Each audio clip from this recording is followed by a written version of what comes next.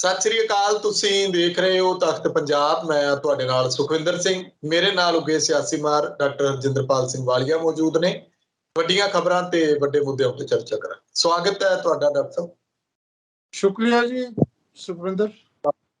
ਧੰਨਵਾਦ। ਵਾਲੀ ਸਾਹਿਬ, ਸਭ ਤੋਂ ਪਹਿਲਾਂ ਮੰਦਭਾਗੀ ਖਬਰ ਹੈ ਸਾਡੇ ਪੰਜਾਬ ਤੋਂ। ਹੁਸ਼ਿਆਰਪੁਰ 'ਚ ਇੱਕ ਬੱਚਾ ਬੋਰਵੈਲ 'ਚ ਡਿੱਗਿਆ, ਫਿਰ ਉਹਦੀ ਮੌਤ ਹੋ ਜਾਂਦੀ ਹੈ। ਲੰਮੀ ਜਦੋਜਹਿਦ ਤੋਂ ਬਾਅਦ ਬਾਹਰ ਕੱਢਿਆ ਗਿਆ। ਧਿਆਨ ਜਾਂਦਾ ਪਿਛਲੀਆਂ ਘਟਨਾਵਾਂ ਤੇ ਉਹਨਾਂ ਤੋਂ ਹਾਲੇ ਤੱਕ ਕੋਈ ਸਬਕ ਨਹੀਂ ਲਿਆ, ਜਿਹਦੇ ਕਰਕੇ ਜਦੋਂ ਇਹ ਘਟਨਾ ਵਾਪਰਦੀ ਹੈ ਕੋਈ ਵੀ, ਤਾਂ ਬੱਚੇ ਦੀ ਜਾਨ ਹੀ ਚਲੀ ਜਾਂਦੀ ਹੈ। ਸਾਡੇ ਪੰਜਾਬ 'ਚ ਅਕਸਰ ਆਪਾਂ ਦੇਖਦੇ ਹਾਂ ਕਿ ਪਿੰਡਾਂ ਦੇ ਵਿੱਚ ਬੋਰਵੈਲ ਏਦਾਂ ਹੀ ਖੱਡੇ ਪੱਟ ਕੇ ਮੁੜ ਕੇ ਕਈ ਵਾਰੀ ਤਾਂ ਪੂਰੇ ਵੀ ਨਹੀਂ ਜਾਂਦੇ, ਤੇ ਫਿਰ ਇਹੋ ਜਿਹੇ ਹਾਦਸੇ ਵਾਪਰਦੇ ਰਹਿੰਦੇ ਨੇ। ਜੀ ਬਿਲਕੁਲ, ਤੁਹਾਡੀ ਗੱਲ ਕਾਫੀ ਹੱਦ ਤੱਕ ਠੀਕ ਹੈ। ਇਹ ਬੜੇ ਦੁੱਖ ਦੀ ਗੱਲ ਹੈ ਕਿ 6 ਸਾਲ ਦਾ ਬੱਚਾ, ਰਿਤਿਕ ਉਹਦਾ ਨਾਮ ਸੀ, ਇਹ ਗੜਦੀਵਾਲ ਦੇ ਲਾਗੇ ਵਹਿਰਮਪੁਰ ਪਿੰਡ ਦੀ ਘਟਨਾ ਹੈ। ਤੇ ਜਦੋਂ ਆਪਾਂ ਹੁਣ ਇਹ ਪ੍ਰੋਗਰਾਮ ਕਰ ਰਹੇ ਹਾਂ, ਉਹ ਤੋਂ ਤਕਰੀਬਨ 9-10 ਘੰਟੇ ਪਹਿਲਾਂ ਸਵੇਰੇ ਉਹ ਕੁੱਤੇ ਤੋਂ ਬਚਦਾ, ਕੁੱਤਾ ਮਗਰ ਪੈ ਗਿਆ, ਭੱਜਿਆ, ਤੇ ਜਿਹੜੀ ਬੋਰਵੈਲ ਦੇ ਉੱਤੇ ਬੋਰੀ ਪਾਈ ਹੋਈ ਸੀ, ਬੋਰੀ ਕਿੰਨਾ ਕੁ ਬਚਾਅ ਕਰ ਸਕਦੀ ਹੈ, ਬੋਰੀ ਤੇ ਪੈਰ ਡਿੱਗਿਆ ਤੇ 100 ਫੁੱਟ ਨੀਚੇ ਚਲਾ ਗਿਆ। ਔਰ ਥੱਲੇ ਗਰਮੀ ਦਾ ਟਾਈਮ ਹੋਵੇ, ਕੋਸ਼ਿਸ਼ ਭਾਵੇਂ ਕੀਤੀ ਤੇ ਲੇਕਿਨ ਉਹ ਬਚ ਨਹੀਂ ਸਕਿਆ। ਮ੍ਰਿਤਕ ਇਸ ਦੁਨੀਆ ਤੋਂ ਚਲਿਆ ਗਿਆ। ਕਿਸੇ ਪ੍ਰਵਾਸੀ ਪਰਿਵਾਰ ਦਾ ਉਹ ਬੱਚਾ ਸੀ।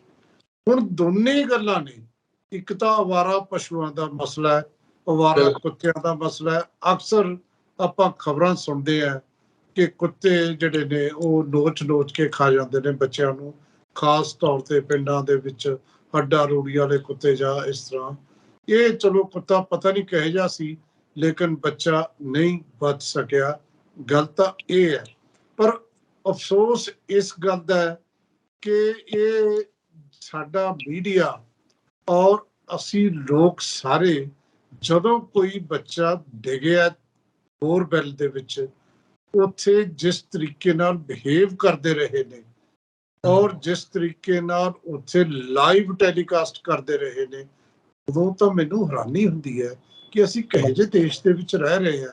ਖਾਸ ਤੌਰ ਤੇ ਜਦੋਂ ਪ੍ਰਿੰਸ ਦੇ ਨਾਲ ਕੁਰੂਕਸ਼ੇਤਰਾ ਦੇ ਵਿੱਚ ਹੋਇਆ ਸੀ, ਤਾਂ ਉੱਥੇ ਉਹਨੂੰ 2 ਦਿਨ ਲੋਕ ਅਰਦਾਸਾਂ ਕਰ ਰਹੇ ਨੇ ਵੱਡੇ, ਔਰ ਜਿਹੜਾ ਹੈ ਉਹਦੇ ਹਵਨ ਹੋ ਰਹੇ ਨੇ, ਉਹਦੇ ਬਚਾਅ 'ਚ ਬਚ ਗਿਆ ਸੀ ਉਹ। ਉਦੋਂ ਬਾਅਦ ਉਹਨੂੰ VIP ਬਣਾਤਾ। ਔਰ ਮੈਂ ਉੱਥੇ ਜਾ ਕੇ ਇੱਕ ਲੈਕਚਰ ਦਿੱਤਾ ਸੀ ਕੁਰੂਕਸ਼ੇਤਰਾ ਜਰਨਲਿਜ਼ਮ ਡਿਪਾਰਟਮੈਂਟ 'ਚ, ਇਸੇ ਇਸ਼ੂ ਤੇ ਉੱਥੇ ਸੀ ਪ੍ਰੋਗਰਾਮ। ਮੈਨੂੰ ਉੱਥੇ ਦੱਸਿਆ ਕਿ ਉਹਦਾ ਨਾਂ ਪ੍ਰਿੰਸ ਵੀ ਨਹੀਂ ਸੀ, ਨਾਂ ਵੀ ਮੀਡੀਆ ਨੇ ਪ੍ਰਿੰਸ ਰੱਖ ਲਿਆ, ਔਰ ਉਦੋਂ ਬਾਅਦ ਉਹਦਾ ਜਨਮ ਦਿਨ ਵੀ ਬਣਾ ਲਿਆ। ਤੇ ਸਾਨੂੰ ਤਾਂ TRP ਚਾਹੀਦੀ ਹੁੰਦੀ ਹੈ।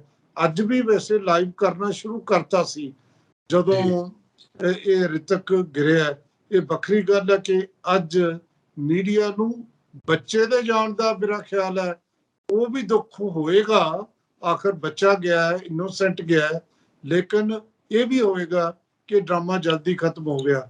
ਇਦੋਂ ਪਹਿਲਾਂ ਆਪਾਂ ਸੰਗਰੂਰ ਦੇ ਲਾਗੇ ਫਤਿਹਵੀਰ ਦੇਖਿਆ ਸੀ, ਉੱਥੇ ਵੀ ਇਹੀ ਕੁਛ ਚੱਲਿਆ। ਲੇਕਿਨ ਸਵਾਲ ਤਾਂ ਇਹ ਖੜਾ ਹੁੰਦਾ ਹੈ ਕਿ ਆਪਾਂ ਆਪਣੇ ਲੋਕਾਂ ਨੂੰ, ਸਰਕਾਰਾਂ ਤਾਂ ਬਦਲਦੀਆਂ ਰਹਿੰਦੀਆਂ ਨੇ, ਲੇਕਿਨ ਜਿਹੜੇ ਸਾਡੇ ਪ੍ਰਸ਼ਾਸਨਿਕ ਅਧਿਕਾਰੀ ਨੇ ਉਹ ਤਾਂ ਉਹੀ ਨੇ। ਉਹਨਾਂ ਨੇ ਤਾਂ ਇੱਕੋ ਥਾਂ ਤੇ ਜਿਹੜਾ ਹੈ 30-35 ਸਾਲ ਸਰਵਿਸ ਕਰਨੀ ਹੁੰਦੀ ਹੈ, ਉਹ ਕਿੱਥੇ ਜਾਂਦੇ ਨੇ। ਅੱਜ ਤੁਸੀਂ ਰਿਤਕ ਦੀ ਮੌਤ ਹੋ ਗਈ, ਇਹਨੂੰ 2 ਲੱਖ ਰੁਪਇਆ ਦੇ ਕੇ ਤੁਹਾਡੀ ਡਿਊਟੀ ਖਤਮ, ਬਸ। ਉਦੋਂ ਬਾਅਦ ਜਦੋਂ ਕੋਈ ਹੋਰ ਗਿਰੂਗਾ ਬੱਚਾ, ਉਦੋਂ ਆਪਾਂ ਦੇਖ ਲਾਂਗੇ, ਫਿਰ ਆਪਾਂ 2 ਲੱਖ ਦੇ ਦਾਂਗੇ। ਫਰਕ ਕੀ ਹੈ? ਬੱਚਾ ਹੀ ਗਿਆ, ਨਾਲੇ ਤਾਂ ਪ੍ਰਵਾਸੀ ਦਾ ਬੱਚਾ, ਤੇ ਭਈਏ ਦੇ ਬੱਚੇ ਨੂੰ ਅਸੀਂ ਕੀ ਸਮਝਦੇ ਹਾਂ? ਕਮਾਲ ਹੋਈ ਪਈ ਹੈ ਸਾਡੇ। ਜਦੋਂ ਇਹ ਜੀ ਘਟਨਾ ਪਹਿਲਾਂ ਜਦੋਂ ਫਤਿਹਵੀਰ ਵਾਲੀ ਵਾਪਰੀ ਸੀ, ਉਦੋਂ ਵੀ ਇਹ ਕਹਿੰਦੇ ਸੀ ਕਿ ਪੰਜਾਬ ਦੇ ਵਿੱਚ ਜਿਹੜੇ ਵੀ ਨੰਗੇ ਹੋਣਗੇ ਬੋਰਵੈਲ, ਉਹਨਾਂ ਤੇ ਜਿਹੜਾ ਅਸੀਂ ਐਕਸ਼ਨ ਲਵਾਂਗੇ। ਕਿਹੜੇ ਐਕਸ਼ਨ ਲਏ ਜੀ? ਹੁਣ ਤੁਸੀਂ ਕੀ ਐਕਸ਼ਨ ਲਓਗੇ? ਕੀ ਦੇਖਿਆ ਤੁਸੀਂ? ਤੇ ਇਹ ਘਟਨਾਵਾਂ ਕਦੇ ਵੀ ਨਹੀਂ ਸਾਡੇ ਉਸੇ ਤਰੀਕੇ ਨਾਲ ਅਨਮੈਨ ਫਾਟਕ ਹੋਣ, ਰੇਲਵੇ ਦੇ ਉੱਥੇ ਸਕੂਲ ਦੀਆਂ ਵੈਨ, ਟਰੈਕਟਰ ਅਕਸਰ ਟਕਰਾਉਂਦੇ ਨੇ, ਅਕਸਰ ਲੋਕ ਮਰਦੇ ਨੇ। ਤੇ ਜਦੋਂ ਕੋਈ ਵੱਡਾ ਹਾਦਸਾ ਹੋ ਜਾਂਦਾ ਹੈ ਉਦੋਂ ਕਹਿੰਦੇ ਜਾਂਚ ਕਰਾਵਾਂਗੇ। ਉਹ ਭਾਈ ਜਾਂਚ ਤਾਂ ਕਰਾਉਂਦੇ ਰਹੋ, ਲੇਕਿਨ ਬਾਰ-ਬਾਰ ਕਿਉਂ ਵਾਪਰਦਾ? ਕਦੇ ਰੁਕਿਆ ਵੀ ਇਹਨੂੰ ਦੁਬਾਰਾ ਨਾ ਹੋਵੇ, ਇਹ ਨਹੀਂ ਕਦੇ ਅਸੀਂ ਸੋਚਦੇ। ਇਹੀ ਕਮਾਲ ਹੈ ਸਾਡੀ। ਇੱਕੋ ਜਿਹੇ ਹਾਦਸੇ, ਇੱਕੋ ਜਿਹੀਆਂ ਅੱਗਾਂ, ਇੱਕੋ ਜਿਹਾ ਢਿੱਗਾਂ ਡਿੱਗਣਾ, ਇੱਕੋ ਜਿਹੇ ਜਦੋਂ ਮਕਾਨ ਬਣਦੇ ਨੇ, ਇਹ ਸਾਰਾ ਕੁਝ ਬਾਰ-ਬਾਰ ਸਾਡੇ ਵਾਪਰਦਾ। ਅੱਗ ਲੱਗਣਾ, ਹੁਣ ਦੇਖ ਲਓ, ਆਪਾਂ ਦੇਖਿਆ ਦਿੱਲੀ ਦੇ ਜਿਹੜੇ ਮੈਟਰੋ ਸਟੇਸ਼ਨ ਤੇ ਲਾਗੇ CCTV ਦੇ ਜਿਹੜੇ ਆਫਿਸ 'ਚ ਅੱਗ ਲੱਗੀ ਆ, ਉਸ ਤੋਂ ਬਾਅਦ ਬਸ ਗੱਲ ਖਤਮ ਹੋ ਗਈ। 2 ਦਿਨ ਖਬਰ ਚੱਲੀ, ਕੋਈ ਨਹੀਂ, ਉਸ ਤੋਂ ਬਾਅਦ ਕਿਤੇ ਹੋਰ ਲੱਗ ਜੂਗੀ, ਫੇਰ ਕਿਤੇ ਹੋਰ ਲੱਗ ਜੂ। ਅਸੀਂ ਭਵਿੱਖ ਦੀ ਕੋਈ ਯੋਜਨਾ ਨਹੀਂ, ਕਿਤੇ ਵੀ ਨਹੀਂ ਬਣਾਉਂਦੇ। ਛੱਡੋ ਤੁਸੀਂ ਇਹ ਗੱਲਾਂ, ਤਾਂ ਅਸੀਂ ਯੋਜਨਾ ਤਾਂ ਸਾਡੀਆਂ ਸੜਕਾਂ ਜਿਹੜੀਆਂ ਬਣਦੀਆਂ ਨੇ, ਸਾਡੇ ਸੜਕਾਂ ਕਿੰਨੇ ਵਾਰ ਪੱਟੀਆਂ ਜਾਂਦੀਆਂ ਨੇ। ਪਿੰਡਾਂ ਦਾ ਛੱਡੋ, ਅਰਬਨ ਸਟੇਟ ਦੇ ਵਿੱਚ ਜਿੱਥੇ ਮੈਂ ਰਹਿਣਾ, ਉੱਥੇ ਹੁਣ ਲੋਕਾਂ ਨੇ ਲੱਖਾਂ ਰੁਪਏ ਖਰਚ ਕੇ ਆਪਣੇ ਜਿਹੜੇ ਬੂਟੇ ਲਾਏ, ਜਿਹੜੇ ਪਾਰਕ ਬਣਾਏ, ਲਾਉਣ ਬਣਾਏ, ਤੇ ਹੁਣ ਕਹਿੰਦੇ ਜੀ ਪਾਈਪਾਂ ਪਾਉਣੀਆਂ ਭੁੱਲ ਗਏ ਸੀ, ਤੇ ਹੁਣ ਪਾਈਪਾਂ ਪਾ ਰਹੇ ਨੇ। ਜਾਨੀ ਕਮਾਲ ਹੋਈ ਆ। ਅਰਬਨ ਸਟੇਟ ਜਿਹੜੀ ਪਲਾਂਟ ਹੁੰਦੀ ਹੈ, ਤੇ ਉੱਥੇ ਇਹ ਹਾਲ ਹੈ। ਬਿਲਕੁਲ ਉਸ ਤਰ੍ਹਾਂ ਦਾ ਹਾਲ ਸਾਡੇ ਇੱਥੇ ਹੈ। ਅਸੀਂ ਸਿਰਫ ਜਦੋਂ ਹਾਦਸਾ ਹੁੰਦਾ ਉਦੋਂ ਹੀ ਬੋਲਦੇ ਹਾਂ, ਉਸ ਤੋਂ ਬਾਅਦ ਮੀਡੀਆ ਵੀ ਚੁੱਪ ਕਰ ਜਾਂਦਾ, ਉਸ ਤੋਂ ਬਾਅਦ ਸਾਡਾ ਪ੍ਰਸ਼ਾਸਨਿਕ ਅਧਿਕਾਰੀ ਵੀ ਚੁੱਪ ਕਰ ਜਾਂਦੇ ਨੇ। ਸਰਕਾਰਾਂ ਤਾਂ ਤੁਹਾਨੂੰ ਪਤਾ ਹੈ, ਹੁਣ ਜੇ ਪੁੱਛੀਏ ਮਾਨ ਸਾਹਿਬ ਨੂੰ, ਕਿਵੇਂ ਪੁੱਛ ਸਕਦੇ ਹਾਂ ਜੀ ਅਸੀਂ? ਫਤਿਹਵੀਰ ਵੇਲੇ ਮਾਨ ਸਾਹਿਬ ਦੀ ਥੋੜੀ ਸਰਕਾਰ ਸੀ, ਤੇ ਹੁਣ ਜੇ ਮਾਨ ਸਾਹਿਬ ਦੀ ਸਰਕਾਰ ਤੇ ਹੋਇਆ, 5 ਸਾਲ ਬਾਅਦ ਦੁਬਾਰਾ ਵਾਪਰ ਜਾ, ਫਿਰ ਆਪਾਂ ਪਤਾ ਨਹੀਂ ਕਿਹੜੀ ਸਰਕਾਰ ਹੋਊ। ਉਹ ਗੱਲ ਤਾਂ ਭਾਈ ਸਰਕਾਰ ਕੋਈ ਹੋਵੇ, ਬੱਚੇ ਦੀ, ਬੰਦੇ ਦੀ ਕੀਮਤ, ਜਾਨ ਦੀ ਕੀਮਤ, ਖਾਸ ਤੌਰ ਤੇ ਇਨੋਸੈਂਟ ਬੱਚੇ ਦੀ ਕੀਮਤ ਤਾਂ ਹੀ ਹੈ। ਆ ਪਿੱਛੇ ਜੇ ਇੱਕ ਤੁਹਾਡੇ ਯਾਦ, ਇੱਕ ਕੁੜੀ ਡਿੱਗੀ, ਉਹਦੇ ਨਾਲ ਉਹਦਾ ਪਿਓ ਬਚਾਉਂਦਾ ਡਿੱਗਿਆ ਸੀ, ਵੱਡਾ ਟੋਆ ਪੱਟਿਆ ਹੋਇਆ, ਉਹਦੇ ਵਿੱਚ ਪਾਣੀ ਸੀ, ਕੁੜੀ ਬੱਚੀ ਗਿਰ ਗਈ, ਤਿਲਕ ਕੇ ਪਿਓ ਬਚਾਉਣ ਲੱਗਿਆ, ਉਹ ਵੀ ਡਿੱਗ ਪਿਆ ਸੀ। ਇੰਨਾ ਕੁਝ ਸਾਡੇ ਚੱਲਦਾ, ਪਰ ਗੱਲ ਤਾਂ ਇਹੀ ਹੈ ਸੁਖਵਿੰਦਰ, ਸਾਡੇ ਅਸਲ ਜਾਨ ਦੀ ਕੀਮਤ ਨਹੀਂ। ਇਹ ਬੱਚਾ ਚਲਿਆ ਗਿਆ, ਤੇ ਜੇ ਬੱਚੇ ਜਾਣ ਤੋਂ ਬਾਅਦ ਹਾਲੇ ਵੀ ਕੁਝ ਕਰਨਾ, 2 ਲੱਖ ਭਈਏ ਨੂੰ ਦੇਤਾ, ਚਲੋ ਮੰਨ ਲੈਂਦੇ ਆ, ਸਰਕਾਰ ਦੀ ਜ਼ਿੰਮੇਵਾਰੀ ਨਹੀਂ ਖਤਮ ਹੋ ਜਾਂਦੀ। ਸਰਕਾਰ ਦੀ ਜ਼ਿੰਮੇਵਾਰੀ ਤਾਂ ਹੁਣ ਸ਼ੁਰੂ ਹੁੰਦੀ ਹੈ। ਬਾਕੀ ਸਰਕਾਰਾਂ ਛੱਡੋ, ਅਸੀਂ ਇਹ ਕਹੀਏ ਕਿ ਮਾਨ ਸਰਕਾਰ ਤਾਂ ਲੋਕਾਂ ਦੀ ਸਰਕਾਰ ਹੈ। ਇੱਕ ਆਪ ਕਹਿੰਦੇ ਨੇ ਮਾਨ ਸਰਕਾਰ ਤਾਂ ਜਿਹੜਾ ਮੁੱਖ ਮੰਤਰੀ, ਸਾਰੇ ਪੰਜਾਬ ਮੁੱਖ ਮੰਤਰੀ, ਆਮ ਆਦਮੀ ਮੁੱਖ ਮੰਤਰੀ ਹੈ। ਭਈ ਆਮ ਆਦਮੀ ਦੇ ਬੱਚਿਆਂ ਨੂੰ ਬਚਾਓ, ਤੇ ਹੁਣ ਘੱਟੋ ਘੱਟ ਆਪਦੇ ਇਲਾਕੇ 'ਚ ਜਿਹੜੇ DCਆਂ ਨੂੰ ਕਰੋ ਹੁਕਮ, ਉੱਥੇ ਚੈਕਿੰਗ ਕਰਾਓ, ਬੋਰਵੈਲ ਦੇ ਮਾਮਲੇ 'ਚ ਕੋਈ ਪਾਲਿਸੀ ਬਣਾਓ, ਕੁਝ ਕਰੋ। ਨਹੀਂ ਤਾਂ ਫਿਰ ਇਹ ਮਾਸੂਮ, ਜਾਂ ਤੁਹਾਨੂੰ ਲੱਗਦਾ ਕਿ ਠੀਕ ਹੈ ਇੰਨੀ ਆਬਾਦੀ ਹੈ, ਇੱਕ ਦਾ ਬੱਚਾ ਚਲਾ ਗਿਆ, ਕੀ ਫਰਕ ਪੈਂਦਾ? ਜੇ ਇਹੀ ਸੋਚ ਹੈ ਤਾਂ ਹੀ ਚੱਲਦਾ ਰਹੂਗਾ। ਜੇ ਬਚਾਉਣਾ ਹੈ ਤਾਂ ਅੱਗੇ ਤੋਂ ਇਸ ਤਰ੍ਹਾਂ ਦੀਆਂ ਘਟਨਾਵਾਂ ਰੋਕਣ ਲਈ ਕੀ ਸਟੈਪ ਲਏ ਨੇ, ਕਿਹੜੇ ਕਦਮ ਚੁੱਕੇ ਜਾ ਰਹੇ ਨੇ, ਉਧਰ ਧਿਆਨ ਦੇਣ ਦੀ ਲੋੜ ਹੈ। ਬਿਲਕੁਲ, ਇਹ ਨਾ ਹੋਵੇ ਕਿਤੇ ਸਰਕਾਰ ਕਹੇ ਕਿ ਇਹਦੇ ਲਈ ਵੀ ਸਮਾਂ ਦਿਓ, ਹਲੇ ਹੁਣੇ ਤਾਂ ਸਰਕਾਰ ਬਣੀ ਹੈ, ਪ੍ਰਬੰਧ ਬੜੇ ਕਰਨੇ ਨੇ। ਇਹਦੇ ਲਈ ਤਾਂ ਹੁਕਮ ਹੀ ਜਾਰੀ ਕਰਨ ਦੀ ਲੋੜ ਹੈ ਵਾਲੀਆ ਸਾਹਿਬ, ਕਿ ਅਵਾਰਾ ਪਸ਼ੂ ਨੂੰ ਲੈ ਕੇ, ਅਵਾਰਾ ਕੁੱਤਿਆਂ ਨੂੰ ਲੈ ਕੇ, ਜਿਵੇਂ ਲੋਕ ਸ਼ਿਕਾਰ ਹੁੰਦੇ ਨੇ, ਕਦੇ ਕਿਸੇ ਨੂੰ ਕੋਈ ਕਿਤੋਂ ਟੱਕਰ ਮਾਰ ਗਿਆ, ਬੁਰਾ ਹਾਲ, ਲੋਕ ਸੁਣਦੀ ਨਹੀਂ, ਸਰਕਾਰਾਂ ਹੀ ਨਹੀਂ ਸੁਣਦੀਆਂ। ਉਮੀਦ ਕਰਦੇ ਹਾਂ ਕਿ ਸਰਕਾਰ ਅੱਗੇ ਅੱਗੇ ਕੰਮ ਕਰੇਗੀ। ਗੱਲ ਹੁਣ ਮੈਂ ਕਿਸਾਨਾਂ ਤੇ ਜਵਾਨਾਂ ਦੀ ਕਰਨ ਲੱਗਿਆ। ਵਾਲੀਆ ਸਾਹਿਬ, ਜਿਹੜੇ ਤੇਲੰਗਾਨਾ ਦੇ ਮੁੱਖ ਮੰਤਰੀ ਚੰਡੀਗੜ੍ਹ ਆਏ, ਉੱਥੇ 3-3 ਲੱਖ ਰੁਪਈਆ ਪਰਿਵਾਰਾਂ ਨੂੰ ਦਿੱਤਾ, ਸ਼ਹੀਦ ਕਿਸਾਨਾਂ ਤੇ ਜਵਾਨਾਂ ਦੇ ਪਰਿਵਾਰਾਂ ਨੂੰ। ਤੇਲੰਗਾਨਾ ਦੇ ਮੁੱਖ ਮੰਤਰੀ ਕਹਿੰਦੇ ਕਿ ਕਿਸਾਨ ਦੇਸ਼ ਦਾ ਤਖਤ ਪਲਟ ਸਕਦੇ ਨੇ।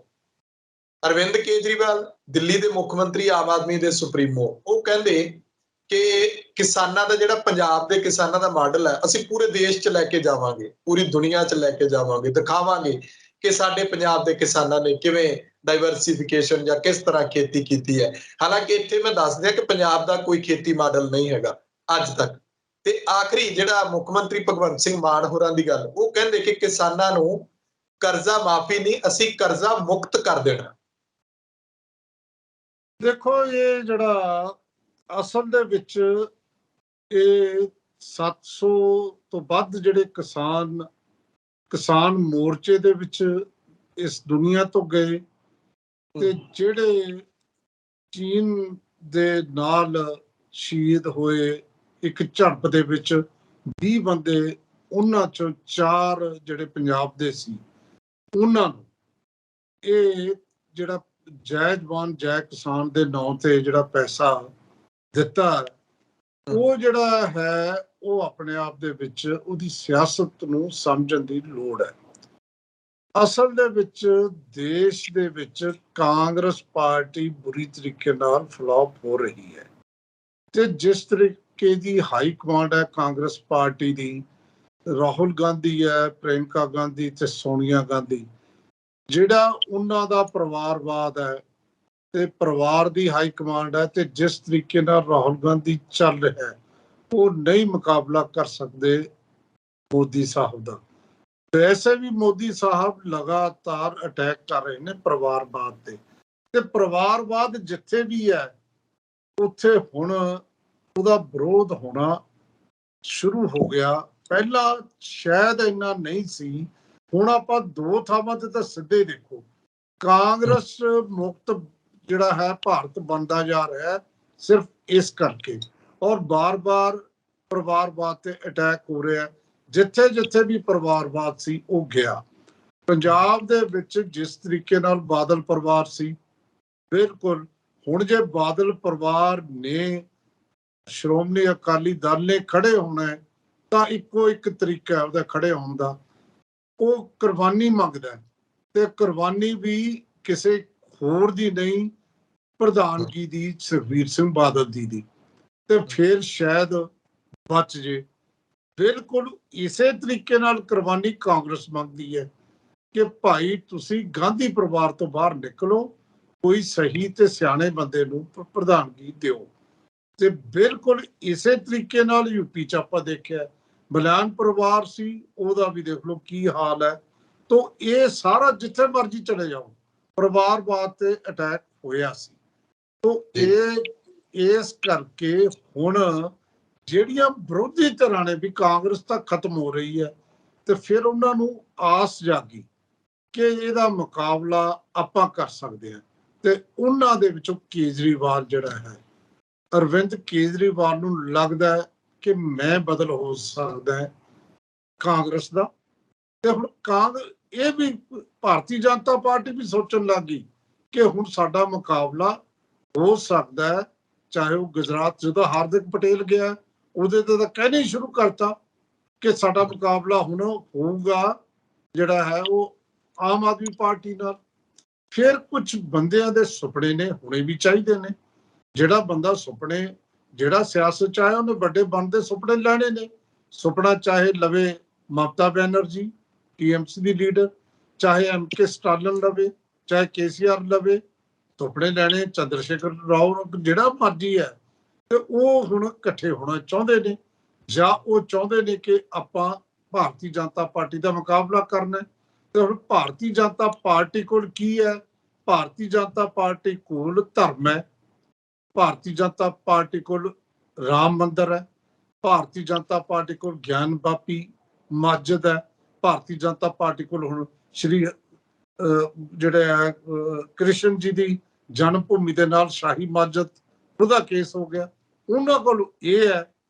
ਤੇ ਫਿਰ ਇਹਨਾਂ ਨੂੰ ਲੱਗਦਾ ਹੈ ਕੇਜਰੀਵਾਲ ਸਾਹਿਬ ਨੂੰ ਵੀ ਕਿ ਸਾਡੇ ਕੋਲ ਵੱਡਾ ਵੋਟ ਬੈਂਕ ਕਿਹੜਾ ਹੋ ਸਕਦਾ ਹੈ। ਉਹਨਾਂ ਨੂੰ ਲੱਗਦਾ ਵੀ ਕਿਸਾਨ ਸਭ ਤੋਂ ਵੱਡੇ ਵੋਟ ਬੈਂਕ ਦੇ ਤੌਰ ਤੇ ਵਰਤੇ ਜਾ ਸਕਦੇ ਨੇ। ਤੇ ਉਹਨਾਂ ਨੇ ਕਿਸਾਨਾਂ ਨੂੰ ਤੇ ਇਹ ਸਮਝ ਕੇ ਕਿ ਭਾਰਤੀ ਜਨਤਾ ਪਾਰਟੀ ਦੇ ਖਿਲਾਫ ਨੇ, ਕਿਉਂਕਿ ਤਿੰਨੇ ਕਾਨੂੰਨਾਂ ਤੋਂ ਬਾਅਦ ਇਹ ਭਾਰਤੀ ਜਨਤਾ ਪਾਰਟੀ ਦੇ ਨੇੜੇ ਨਹੀਂ, ਤੇ ਘੱਟੋ ਘੱਟ ਪੰਜਾਬ ਹਰਿਆਣਾ ਦੇ ਵਿੱਚ ਇਹ ਸੋਚ ਕੇ ਕਿ ਇੱਕ ਬਹੁਤ ਵੱਡਾ ਸੈਗਮੈਂਟ ਸਾਡਾ ਵੋਟ ਬੈਂਕ ਜਿਹੜਾ ਬਹੁਤ ਵੱਡਾ ਉਹ ਕਿਸਾਨਾਂ ਦਾ ਹੈ, ਉਹਨੂੰ ਆਪਾਂ ਆਪਦੇ ਨਾਲ ਲਾਈਏ। ਤੋਂ ਕਿਸਾਨਾਂ ਦੇ ਪੁੱਤ ਹੀ ਜਿਹੜੇ ਨੇ ਫੌਜ 'ਚ ਨੇ, ਜੈ ਜਵਾਨ ਜੈ ਕਿਸਾਨ ਇਹੀ ਹੈ ਕਿ ਜਿਹੜੇ ਕਿਸਾਨ ਦਿੱਲੀ ਬੈਠੇ ਸੀ ਉਹਨਾਂ ਦੇ ਪੁੱਤ ਉੱਥੇ ਲੜ ਰਹੇ ਸੀ। ਤੋਂ ਉਹਦਾ ਇਹਨਾਂ ਨੇ ਇਹ ਸੋਚ ਕੇ ਕੇਜਰੀਵਾਲ ਸਾਹਿਬ ਵੀ ਤੇ ਤੇਲੰਗਾਨਾ ਦੇ ਮੁੱਖ ਮੰਤਰੀ ਸਾਰੇ ਜਿਹੜੇ ਵਿਰੋਧੀ ਧਿਰਾਂ ਨੇ ਉਹ ਇਕੱਠੀਆਂ ਹੋ ਸਕਦੀਆਂ ਜਾਂ ਉਹਨਾਂ ਨੂੰ ਹੋਣਾ ਚਾਹੀਦਾ, ਉਹਨਾਂ ਨੂੰ ਲੱਗੇ ਨੇ ਹੈ। ਤਾਂ ਤੁਸੀਂ ਅੱਜ ਦਾ ਜਿਹੜਾ ਚੰਡੀਗੜ੍ਹ ਟੈਗੋਰ ਦਾ ਫੰਕਸ਼ਨ ਹੈ ਉਹਦੇ ਚ ਤਿੰਨੇ ਮੁੱਖ ਮੰਤਰੀਆਂ ਦੇ ਲੈਕਚਰ ਸੁਣੋ। ਉਹ ਤਿੰਨਾਂ ਦੇ ਵਿੱਚ ਇਹ ਕਿਹਾ ਜਾਂਦਾ ਹੈ ਕਿ ਅਸੀਂ ਕਿਸਾਨਾਂ ਦੇ ਨਾਲ ਹਾਂ। ਕੇਜਰੀਵਾਲ ਸਾਹਿਬ ਤਾਂ ਬਿਲਕੁਲ ਹੀ ਉਹਨਾਂ ਦੇ ਆਪਦੇ ਭਾਸ਼ਣ ਚ ਕਿ ਮੇਰੇ ਕੋਲ ਸੀ ਦਿੱਲੀ ਦੀਆਂ ਜੇਲ੍ਹਾਂ ਤੇ ਮੈਨੂੰ ਕਹਿੰਦੇ ਵੀ ਸਟੇਡੀਅਮ ਜਿਹੜੇ ਦਿਓ, ਜਦੋਂ ਆ ਰਹੇ ਨੇ ਕਿਸਾਨ, ਇਹਨਾਂ ਨੂੰ ਜਿਹੜੇ ਜੇਲ੍ਹਾਂ 'ਚ ਅਸੀਂ ਪਾਉਣਾ ਹੈ ਤੇ ਹੁਣ ਤਾਂ ਕਪੈਸਿਟੀ ਨਹੀਂ, ਸਟੇਡੀਅਮ ਦੀ ਜੇਲ੍ਹ ਬਣਾ ਕੇ ਰੱਖਾਂਗੇ। ਗੱਲ ਬਿਲਕੁਲ ਸੱਚੀ ਹੈ, ਇਹ 'ਚ ਕੋਈ ਦੋਰਾਵਾ ਨਹੀਂ। ਤੇ ਉਹ ਤੋਂ ਲੈ ਕੇ ਉਹਨਾਂ ਨੇ ਸਾਰੀਆਂ ਗੱਲਾਂ, ਮੈਂ ਵਾਈਫਾਈ ਦਿੱਤਾ, ਮੈਂ ਉੱਥੇ ਟਾਇਲਟਸ ਦਾ ਪ੍ਰਬੰਧ ਕੀਤਾ, ਮੈਂ ਪਾਣੀ ਦਾ ਪ੍ਰਬੰਧ ਕੀਤਾ, ਜਿੰਨਾ ਹੋ ਸਕਿਆ ਅਸੀਂ ਕਿਸਾਨਾਂ ਨਾਲ ਖੜੇ। ਕੈਪਟਨ ਸਾਹਿਬ ਵੀ ਪੰਜਾਬ ਤੇ ਕਿਸਾਨਾਂ ਦੀ ਗੱਲ ਕਰਦੇ ਰਹੇ। ਜੇ ਰੇਲਵੇ ਤੇ ਬੈਠੇ ਸੀ ਟਰੈਕ ਤੇ ਤਾਂ ਵੀ ਕੁਛ ਨਹੀਂ ਕੀਤਾ, ਕੇਸ ਨਹੀਂ ਕੀਤੇ। ਤਾਂ ਇਹ ਸਾਰੀ ਗੱਲ ਕੇਜਰੀਵਾਲ ਸਾਹਿਬ ਨੇ ਵੀ ਕੀਤੀਆਂ। ਤੇ ਕੇਜਰੀਵਾਲ ਸਾਹਿਬ ਨੂੰ ਇਹ ਲੱਗਦਾ ਕਿ ਮੈਂ ਵੈਸੀ ਸੁਪਰੀਮੋ ਹੈ, ਆ ਨਵਾਂ ਜਿਹੜਾ 9 ਸੁਪਰੀਮੋ ਆਇਆ ਤੇ ਜਿਹੜੇ ਵੀ ਮੈਂ ਸੁਪਰੀਮ ਆ, ਤੋਂ ਸੁਪਰੀਮ ਜਿਹੜਾ ਬੰਦਾ ਸਭ ਤੋਂ ਜਿਹੜਾ ਉੱਚਾ, ਸਭ ਤੋਂ ਸੁਪਰੀਮ, ਉਹ ਇਹ ਪੰਜਾਬ ਦੇ ਕਿਸਾਨ ਕਹਿੰਦੇ ਪੰਜਾਬ 'ਚ ਸਾਡੀ ਸਰਕਾਰ ਹੈ, ਅਸੀਂ ਪੰਜਾਬ ਦੇ ਕਿਸਾਨਾਂ ਲਈ। ਚਾਹੇ ਉਹਨਾਂ ਨੇ ਆਪਣੀ ਗੱਲ ਕਰਕੇ ਮਾਨ ਸਾਹਿਬ ਦਾ ਨਾਮ ਵੀ ਲਿਆ ਕਿ ਮਾਨ ਸਾਹਿਬ ਕਿਉਂਕਿ ਕਿਸਾਨ ਦੇ ਪੁੱਤ ਨੇ, ਉਹਨਾਂ ਨੇ ਕਿਹਾ ਮੂੰਗੀ ਦੀ MSP, ਹਾਲਾਂਕਿ ਕੇਂਦਰ ਨੇ ਦਿੱਤੀ ਹੈ, ਕ੍ਰੈਡਿਟ ਮਾਨ ਨੂੰ ਦੇ ਕੇ ਆਮ ਆਦਮੀ ਪਾਰਟੀ ਨੂੰ ਦੇਣਾ। ਤਾਂ ਇਹ ਸਾਰਾ ਕੁਝ ਕੇਜਰੀਵਾਲ ਸਾਹਿਬ ਨੇ ਕੀਤਾ। ਇਹੀ ਤੇਲੰਗਾਨਾ ਦੇ ਮੁੱਖ ਮੰਤਰੀ ਨੇ ਕਿ ਦੁਨੀਆ 'ਚ ਮੈਸੇਜ ਜਾਵੇ ਸਾਰੇ ਹਿੰਦੁਸਤਾਨ ਦੇ ਵਿੱਚ ਕਿ ਉਹ ਕਿਸਾਨਾਂ ਦੇ ਨਾਲ ਨੇ।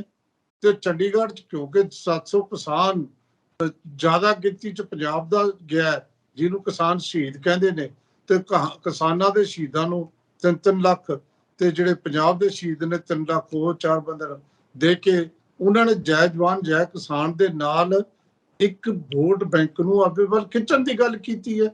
ਤੇ ਜਿਹੜੇ ਮਾਨ ਸਾਹਿਬ ਨੇ ਉਹ ਤਾਂ ਦਾਅਵਾ ਕਰਦੇ, ਦਾਅਵਾ ਕੀ, ਗੱਲ ਹੈ ਤਾਂ ਸੱਚੀ। ਭਾਵੇਂ ਇਹਨਾਂ ਦੇ ਪਿਤਾ ਜੀ ਮਾਸਟਰ ਸੀ, ਪਰ ਹੈ ਤਾਂ ਕਿਸਾਨ ਸੀ, ਤੇ ਕਿਸਾਨ ਦਾ ਪੁੱਤ ਹੈ, ਇਹਦੇ 'ਚ ਕੋਈ ਦੋਰਾਵਾ ਨਹੀਂ। ਔਰ ਇਹਦੇ ਨਾਲ ਫਿਰ ਕਿਸਾਨ ਦੇ ਪੁੱਤ ਨੇ ਇੱਕ ਗੱਲ ਤਾਂ ਦੇਖੋ, ਕ੍ਰੈਡਿਟ ਜਾਂਦੀ ਹੈ ਸੁਖਵਿੰਦਰ ਸਿੰਘ ਜੀ, ਕਿ ਮੂੰਗੀ ਦੀ ਗੱਲ ਕੀਤੀ ਵੀ ਮੂੰਗੀ ਬੀਜੋ, ਤੇ ਹੁਣ ਤਕਰੀਬਨ 4500 ਜਾਂ 5000 ਮੀਟਰ ਟਨ ਮੂੰਗੀ ਕੇਂਦਰ ਨੇ MSP ਦੇ ਰੇਟ ਤੇ ਖਰੀਦਣੀ ਹੈ। ਤੇ ਇਹ ਗੱਲ ਜੇ ਉਦੋਂ ਵੱਧ ਹੋਵੇ ਪੰਜਾਬ ਖਰੀਦ ਲੂ, ਤਾਂ ਇਹ ਗੱਲ ਤਾਂ ਠੀਕ ਹੈ। ਤੇ ਪਰ ਉਦੋਂ ਬਾਅਦ ਕੀ ਕਰਨਾ, ਉਹਦੇ 'ਚ ਕਾਮਯਾਬੀ ਨਹੀਂ ਮਿਲੀ। ਉਦੋਂ ਬਾਅਦ ਬਾਸਮਤੀ ਬੀਜਣੀ ਹੈ, ਕਿਉਂਕਿ ਇਹ ਤਾਂ 65-70 ਦਿਨ 'ਚ ਤਿਆਰ ਹੋ ਜਾਂਦੀ ਹੈ, ਤੇ ਬਾਸਮਤੀ ਦਾ MSP ਨਹੀਂ ਦਿੱਤਾ ਜਿਹੜਾ ਲੈਣ ਗਏ ਸੀ ਕਿਸਾਨਾਂ ਨਾਲ। ਤਾਂ ਦੇਖੋ ਇਹ ਮੈਚ ਤਾਂ ਇਹ ਵੀ ਲੱਗਿਆ ਜਿਵੇਂ ਮੈਚ ਫਿਕਸਿੰਗ ਹੁੰਦਾ ਕਿਸਾਨਾਂ ਨਾਲ। ਜਗਜੀਤ ਸਿੰਘ ਡੱਲੇਵਾਲ, ਉਹਨਾਂ ਨੂੰ ਵੀ ਲੱਗਦਾ ਸੀ ਕਿਹੜੀ ਗੱਲ, ਜੇ ਆਪਾਂ ਕਹੀਏ ਵੀ ਮੋਰਚਾ ਕਾਹਦੇ ਲਾਇਆ, ਮੋਰਚੇ 'ਚ ਕੀ ਮਿਲਿਆ, ਮੋਰਚੇ 'ਚ ਕੀ ਜਿੱਤਿਆ, ਜਿੱਤਿਆ ਇੰਨਾ ਕਿ 4 ਦਿਨ, ਇਹ 10 ਜੂਨ ਕਹਿੰਦੇ ਸੀ, ਉਹ 18 ਜੂਨ ਨੂੰ ਕਹਿੰਦੇ ਸੀ, ਦੋਨੇ ਥੋੜਾ ਥੋੜਾ ਪਿੱਛੇ ਹਟੇ, ਤੇ 18 ਦੀ ਬਜਾਈ ਉਹ 4 ਦਿਨ ਅੱਗੇ ਆ ਗਏ, 4 ਦਿਨ ਪਿੱਛੇ ਚਲੇ ਗਏ ਵੀ 14 ਜੂਨ ਨੂੰ ਲਾ ਲਾਂਗੇ। ਇਦੋਂ ਬਾਅਦ ਕੀ ਹੋਇਆ, ਬਾਕੀ ਤਾਂ ਕੋਈ ਗੱਲ ਨਹੀਂ। MSP ਤੇ ਜਿਹੜੀ ਮੂੰਗੀ ਵਾਲੀ ਗੱਲ ਇਹਨਾਂ ਨੇ ਪਹਿਲੇ ਹੀ ਕਹਿਤੀ ਸੀ ਵੀ ਅਸੀਂ ਨੋਟੀਫਿਕੇਸ਼ਨ ਕਰ ਰਹੇ ਹਾਂ, ਬਾਕੀ ਗੱਲਾਂ ਦੱਸੋ ਕਿੱਥੇ ਨੇ। ਤਾਂ ਇਸ ਕਰਕੇ ਇਹ ਸਾਰਾ ਕੁਝ ਭਗਵੰਤ ਸਿੰਘ ਮਾਨ ਜਾਂ ਕੇਜਰੀਵਾਲ ਜਾਂ ਜਿਹੜਾ ਖੇਤੀ ਦਾ ਨਵਾਂ ਮਾਡਲ ਲੈ ਕੇ ਆਉਣਾ, ਹੁਣ ਕਈ ਤਾਂ ਜਾਂਦੇ ਨੇ, ਅਸਲ ਦੇ ਵਿੱਚ ਮਾਨ ਸਾਹਿਬ ਹਲੇ ਉਹ ਜਿਹੜਾ ਨਾ ਇਲੈਕਸ਼ਨ ਮੋਡ ਤੋਂ ਬਾਹਰ ਨਹੀਂ ਆਏ। ਇਲੈਕਸ਼ਨ ਮੋਡ ਕੀ ਹੁੰਦਾ ਵੀ ਅਸੀਂ ਇਹ ਕਰਾਂਗੇ, ਫਿਊਚਰ ਟੈਂਸ ਹੁੰਦਾ, ਅਸੀਂ ਕਰਜ਼ਾ ਮੁਕਤ ਕਰਾਂਗੇ ਉਹਨਾਂ ਨੂੰ। ਭਾਈ ਕਰਜ਼ਾ ਮੁਕਤ ਲੋਕਾਂ ਨੂੰ ਪਤਾ ਨਹੀਂ ਹੈ ਪੈਸਾ ਕਿੱਥੇ ਹੈ ਕਰਜ਼ਾ ਮੁਕਤ ਕਰਨ ਦਾ। 140 ਕਰੋੜ ਡੇਲੀ ਦਾ ਖਰਚਾ ਜਿਹੜਾ ਤਾਂ ਕਰਜ਼ਾ ਲੈ ਕੇ ਕਰ ਰਿਹਾ, 2 ਮਹੀਨੇ 'ਚ 8000 ਕਰੋੜ ਲੈਣਾ ਪਿਆ। ਹਾਲੇ ਜੁਲਾਈ 'ਚ ਕਿੱਥੋਂ ਦੇ ਦੇਣਗੇ, ਜਿਹੜਾ ਇਹਨਾਂ ਨੇ ਕਿਹਾ ਨਾ ਜੁਲਾਈ 'ਚ ਅਸੀਂ 300 ਯੂਨਿਟ ਮਹੀਨੇ ਦਾ ਫ੍ਰੀ ਦੇਵਾਂ, ਕਿੱਥੋਂ ਦੇਣਗੇ, ਹਜ਼ਾਰ ਕਿੱਥੋਂ ਦੇਣਗੇ, ਲੋਕਾਂ ਨੂੰ ਪਤਾ ਨਹੀਂ ਹੈ ਕਿਹੜਾ ਰੋਡ ਮੈਪ ਹੈ। ਆਉਣ ਵਾਲੇ ਟਾਈਮ 'ਚ ਬਣਾ ਲੈਣ, ਕਿਤੋਂ ਕੱਢ ਲੈਣ, ਉਹ ਵੱਖਰੀ ਗੱਲ ਹੈ। ਹਾਲ ਦੀ ਘੜੀ ਜਿਹੜਾ ਕਰਜ਼ਾ ਮੁਕਤੀ ਵਾਲੀ ਗੱਲ ਹੈ, ਇਹ ਗੱਲ ਚੰਗੀ ਲੱਗਦੀ ਹੈ, ਸੋਹਣੀ ਲੱਗਦੀ ਹੈ ਵੀ ਐ ਹੋਵੇ, ਪਰ ਉਹਦੇ ਲਈ ਇੱਕ ਲੋਕਾਂ ਨੂੰ ਤਰਕ ਬਿਲਡ ਕਰਨ ਦੀ ਲੋੜ ਹੈ, ਦਿਖਾਉਣ ਦੀ ਲੋੜ ਹੈ ਵੀ ਕਿਵੇਂ ਕਰਾਂਗੇ। ਹਾਂ, ਇੱਕ ਗੱਲ ਜ਼ਰੂਰ ਹੈ, ਜਿਵੇਂ ਮੂੰਗੀ ਦੀ MSP ਮਿਲੀ, ਇਸੇ ਤਰੀਕੇ ਨਾਲ ਹੋਰ ਜਿਹੜੀਆਂ ਖਰੀਦ, ਹੁਣ 2 ਦੀ ਬਜਾਏ 3 ਫਸਲਾਂ ਹੋ ਗਈਆਂ, ਕਣਕ, ਝੋਨਾ, ਮੂੰਗੀ ਹੋ ਗਈ, ਤੇ ਜੇ 23 ਫਸਲਾਂ ਤੇ MSP ਹੁੰਦੀ ਹੈ, ਜੇ ਪੰਜਾਬ ਦੇ ਵਿੱਚ ਕੁਝ ਹੋਰ ਫਸਲਾਂ ਤੇ ਖਰੀਦ ਗਰੰਟੀ ਮਿਲ ਜੇ ਤੇ ਫਿਰ ਡਾਈਵਰਸੀਫਿਕੇਸ਼ਨ ਹੋਊ, ਫਿਰ ਲੋਕ ਉਧਰ ਨੂੰ ਜਾ ਸਕਦੇ ਨੇ। ਨਾਲੇ ਤਾਂ ਪੰਜਾਬ ਦਾ ਪਾਣੀ ਬਚੂ, ਨਾਲੇ ਜਿਹੜਾ ਹੈ ਜਿਹੜੇ ਲੋਕਾਂ ਇਹ ਝੋਨੇ ਤੋਂ ਖੜਾ ਛੁੱਟੂ ਤੇ ਫਿਰ ਪੰਜਾਬ ਨੂੰ, ਕਿਸਾਨਾਂ ਨੂੰ ਕੁਝ ਫਾਇਦਾ ਹੋ ਸਕਦਾ ਹੈ। ਹਾਲ ਦੀ ਘੜੀ ਕਿ ਕੇਜਰੀਵਾਲ ਸਾਹਿਬ ਦੀ ਗੱਲ ਤਾਂ ਮੈਨੂੰ ਇੰਨੀ ਸੋਹਣੀ ਲੱਗੀ ਕਿ ਜੀ ਜਿਵੇਂ ਡਾਕਟਰ ਦਾ ਪੁੱਤ ਡਾਕਟਰ ਬਣਦਾ, ਵਕੀਲ ਦਾ ਮੁੰਡਾ ਵਕੀਲ ਬਣਨਾ ਚਾਹੁੰਦਾ, ਤੇ ਹੁਣ ਕਿਸਾਨ ਦਾ ਪੁੱਤ ਨਹੀਂ ਕਿਸਾਨ ਬਣਨਾ ਚਾਹੁੰਦਾ। ਅਸੀਂ ਇਹੋ ਜਿਹੇ ਹਾਲਾਤ ਪੈਦਾ ਕਰ ਦੇਣੇ ਨੇ ਕਿ ਕਿਸਾਨ ਦਾ ਪੁੱਤ ਕਹੂਗਾ ਮੈਂ ਕਿਸਾਨ ਬਣਨਾ। ਭਾਈ ਕਿਸਾਨ ਦਾ ਪੁੱਤ ਪੰਜਾਬ 'ਚ ਛੋਟੇ ਕਿਸਾਨ ਨੇ, ਤੇ ਕਿਸਾਨ ਛੋਟਾ ਹੋਰ ਹੁੰਦਾ ਜਾਊ। ਤੇ ਕਿਸਾਨ ਇਹ ਤਾਂ ਹੈ ਨਹੀਂ, ਜੇ ਕਿਸੇ ਕਿਸਾਨ ਕੋਲ ਮੰਨ ਲਓ 5 ਕਿੱਲੇ, 5 ਕਿੱਲੇ ਸਭ ਜ਼ਿਆਦਾ ਨੇ, 5 ਕਿੱਲੇ ਤੱਕ ਦੇ ਕਿਸਾਨ ਨੇ, 2 ਮੁੰਡੇ ਨੇ, ਘੱਟ ਤੋਂ ਘੱਟ 2 ਹੀ ਹੋਣਗੇ। 2 ਮੁੰਡੇ ਨੇ, 2 ਮੁੰਡਿਆਂ 'ਚ 2.5 ਕਿੱਲੇ ਰਹਿ ਗਈ, ਉਹਨਾਂ ਦੇ ਅੱਗੇ ਮੁੰਡੇ ਤੇ ਕੀ ਰਹਿ ਜੂ ਉਹਨਾਂ ਕੋਲ। ਮਤਲਬ ਜਿਹੜੀ ਆ ਲੈਂਡ ਹੋਲਡਿੰਗ ਘਟ ਰਹੀ ਹੈ। 5 ਕਿੱਲੇ 'ਚ ਟਰੈਕਟਰ ਕਿੱਥੋਂ ਰੱਖ ਲੂ ਕੋਈ, ਤੇ ਫਿਰ 2.5 ਤਾਂ ਬਿਲਕੁਲ ਨਹੀਂ ਰੱਖਿਆ ਜਾ ਸਕਦਾ। ਤੇ ਦਿਖਾਵਾ ਕਰਨ ਲਈ ਟਰੈਕਟਰ ਅਸੀਂ ਇੰਨੇ ਖਰੀਦ ਲਏ ਜਿੰਨਿਆਂ ਦੀ ਲੋੜ ਨਹੀਂ ਸੀ। ਸਾਡੇ ਕੋਲ ਤਾਂ ਕੋਆਪਰੇਟਿਵ ਐਗਰੀਕਲਚਰ ਦੇ ਰਾਹ ਕੋਈ ਨਹੀਂ। ਇਹ ਗੱਲ ਕਹਿ ਦੇਣੀ ਜੀ ਅਸੀਂ ਇੱਕ ਨਵਾਂ ਮਾਡਲ, ਸਾਨੂੰ ਇਸ਼ਾਰਾ ਤਾਂ ਕਰੋ ਨਾ ਕਿੱਥੋਂ ਲਿਆਓਗੇ ਤੁਸੀਂ, ਕਿਸ ਕਿਸਮ ਦਾ ਮਾਡਲ ਤੁਸੀਂ। ਤੇ ਕੋਆਪਰੇਟਿਵ ਜਿਹੜੀ ਗੱਲ ਆ ਉਹ ਤਾਂ ਮੋਦੀ ਸਾਹਿਬ ਵੀ ਕਹੀ ਜਾਂਦੇ ਨੇ, ਪਰ ਚੰਗੀ ਗੱਲ ਹੈ ਕਿ ਕੋਈ ਕਿਸਾਨਾਂ ਦੇ ਨਾਲ, ਕਿਸਾਨਾਂ ਦਾ ਵੋਟ ਬੈਂਕ ਪੱਕਾ ਕਰ ਰਿਹਾ। ਰਾਕੇਸ਼ ਟਕੈਤ ਨੂੰ ਉੱਥੇ ਬਿਠਾਇਆ ਹੋਇਆ ਸੀ, ਤੇ ਹੁਣ ਇੱਥੇ ਵੀ ਚੱਲ ਰਿਹਾ। ਜਿਹੜੀ ਪੰਜਾਬ ਦੇ ਕਿਸਾਨਾਂ ਨੂੰ ਪੈਸੇ ਦੇ ਦਿਓ, ਯੂਪੀ ਦੇ ਕਿਸਾਨਾਂ ਦੇ ਲੀਡਰ ਨੂੰ ਉੱਥੇ ਬਿਠਾ ਲਓ, ਤੇ ਕਿਸਾਨਾਂ ਦੀ ਆਪਦੇ ਧੜੇਬੰਦੀ ਇੰਨੀ ਜ਼ਿਆਦਾ। ਉਹ ਬੂਟਾ ਸਿੰਘ ਸ਼ਾਦੀਪੁਰ ਕਹਿੰਦਾ ਜਗਜੀਤ ਸਿੰਘ ਡੱਲੇਵਾਲ ਸਾਨੂੰ ਇਕੱਠੇ ਨਹੀਂ ਹੋਣ ਦੇਣਾ ਚਾਹੁੰਦਾ। ਜਗਜੀਤ ਸਿੰਘ ਡੱਲੇਵਾਲ ਤੇ ਰਾਜੇਵਾਲ ਦੀ ਨਹੀਂ ਬਣਦੀ, ਇੱਕ ਦੂਜੇ ਤੇ ਅਟੈਕ। ਰਾਜੇਵਾਲ ਕਹਿੰਦੇ ਬੀਜੇਪੀ ਦਾ ਬੰਦਾ। ਕਿਸਾਨ ਵੀ ਤਾਂ ਆਪਸ ਵਿੱਚ ਲੜਾਈ 'ਚ ਲੱਗੇ ਹੋਏ ਨੇ। ਇਹ ਵੀ ਜਿਹੜੀ ਲੜਾਈ, ਜਿਹੜੀ ਮੋਰਚਾ ਲਾਇਆ ਹੈ, ਜਿਹੜਾ ਇੰਨਾ ਖੁਸ਼ ਸੀ, ਉਹ ਇਹੀ ਸੀ ਵੀ ਅਸੀਂ ਡੋਮੀਨੇਟ ਕਰ ਲਈਏ ਤੇ ਰਾਜੇਵਾਲ ਨੂੰ ਸਾਈਡ ਟਰੈਕ ਕਰ ਦਈਏ। ਰਾਜੇਵਾਲ ਨੇ ਹੁਣ ਇੱਕ ਆਪਦਾ ਨਵਾਂ 15 ਜੁਲਾਈ ਤੋਂ, ਹਾਲਾਂਕਿ ਉਹ ਆਈਡੀਆ ਬਹੁਤ ਵਧੀਆ ਕਿ ਸਾਰੇ ਮੋਟਰਾਂ ਤੇ 10-10 ਦਰਖਤ ਲਵਾਓ, ਤੇ ਇਹ ਸਾਰਾ ਕੁਝ ਆਪਣੀ ਜਿਹੜੀ ਹੈ ਇੱਕ ਤਾਂ ਧੜੇਬੰਦੀ ਚੋਂ ਨਿਕਲ ਰਿਹਾ, ਇਹਨਾਂ ਦੀ ਸਿਆਸੀ ਧੜੇਬੰਦੀ ਚੋਂ ਜਾਂ ਸਿਆਸੀ ਐਗਜ਼ਿਸਟੈਂਸ ਚੋਂ ਨਿਕਲ ਰਿਹਾ। ਲੇਕਿਨ ਫਿਰ ਵੀ ਜੋ ਕੁਝ ਹੋਇਆ, ਘੱਟੋ ਘੱਟ ਕਿਸਾਨਾਂ ਨੂੰ 3-3 ਲੱਖ ਰੁਪਇਆ ਸਨਮਾਨ ਕਰਨ ਵਾਲੀ ਗੱਲ ਇਹ ਮੈਨੂੰ ਚੰਗੀ ਲੱਗੀ ਹੈ। ਤੇ ਉਹ ਕਿਸਾਨ ਉਹਨਾਂ ਨਾਲ ਜਾਂਦੇ ਨੇ। ਕਿਸਾਨ ਹੁਣ ਇਸ ਤਰ੍ਹਾਂ ਤਾਂ ਰਿਹਾ ਨਹੀਂ, ਕਿਸਾਨ ਬਹੁਤ ਅਵੇਅਰ ਹੋ ਗਿਆ, ਕਿਸਾਨ ਨੂੰ ਸਮਝ ਆਉਣ ਲੱਗ ਗਈ। ਤੇ ਜੇ ਡੱਲੇਵਾਲ ਨੇ ਕੀਤਾ, ਰਾਤ ਨੂੰ ਤੁਸੀਂ ਧਲਕੀ ਦਿਖਾ ਰਹੇ ਹੋ ਮਾਨ ਸਾਹਿਬ ਦੇ, ਸਵੇਰੇ ਤੁਸੀਂ ਜੱਫੀਆਂ ਪਾ ਰਹੇ ਹੋ, ਤੇ ਦੂਜੇ ਦਿਨ ਦੂਜੇ ਡੇਅਰੀ ਵਾਲੇ ਬੈਠ ਗਏ ਵੇਰਕਾ ਦੇ ਸਾਹਮਣੇ, ਉਹਨਾਂ ਨੇ ਸੜਕ ਜਾਮ ਕਰ ਲਈ, ਤੇ ਵੇਰਕਾ ਵਾਲਿਆਂ ਨੂੰ 20 ਰੁਪਏ ਕਿਲੋ ਫੈਟ ਦੇ ਹਿਸਾਬ ਨਾਲ ਵਧਾਉਣਾ ਪਿਆ, ਨਾਲੇ ਦੁੱਧ ਦੇ ਰੇਟ ਵਧਾਉਣੇ ਪਏ। ਕੱਲ ਨੂੰ ਹੋਰ ਗੰਨੇ ਵਾਲੇ ਬੈਠਣਗੇ, ਫਿਰ ਹੋਰ ਬੈਠਣਗੇ, ਤੇ ਉਹਨਾਂ ਨੂੰ ਪਤਾ ਲੱਗ ਗਿਆ ਵੀ ਇਹ ਤਾਂ ਜਾਣਗੇ ਇਹਨਾਂ ਦੀ ਬਾਂਹ ਮਰੋੜਾਂਗੇ। ਤੇ ਕਿਸਾਨਾਂ ਦੇ ਤਾਂ ਇਸ਼ੂ ਬਹੁਤ ਪਏ ਨੇ। ਉਹ ਕੋਈ ਚੰਗਾ ਹਾਲੇ ਪ੍ਰੈਜ਼ੈਂਟ ਜਿਹੜਾ ਹੈ ਸਿਸਟਮ, ਉਸ ਪਾਸੇ ਨੂੰ ਤਾਂ ਨਹੀਂ ਜਾ ਰਹੀ ਗੱਲ। ਲੇਕਿਨ ਜੇ ਵਧੀਆ ਗੱਲ ਹੈ, ਜੇ ਮਾਡਲ ਲੈ ਆਉਣ, ਪਰ ਸਾਡੇ ਹਾਲੇ ਗੇਟ 'ਚ ਨਹੀਂ ਆ ਰਿਹਾ।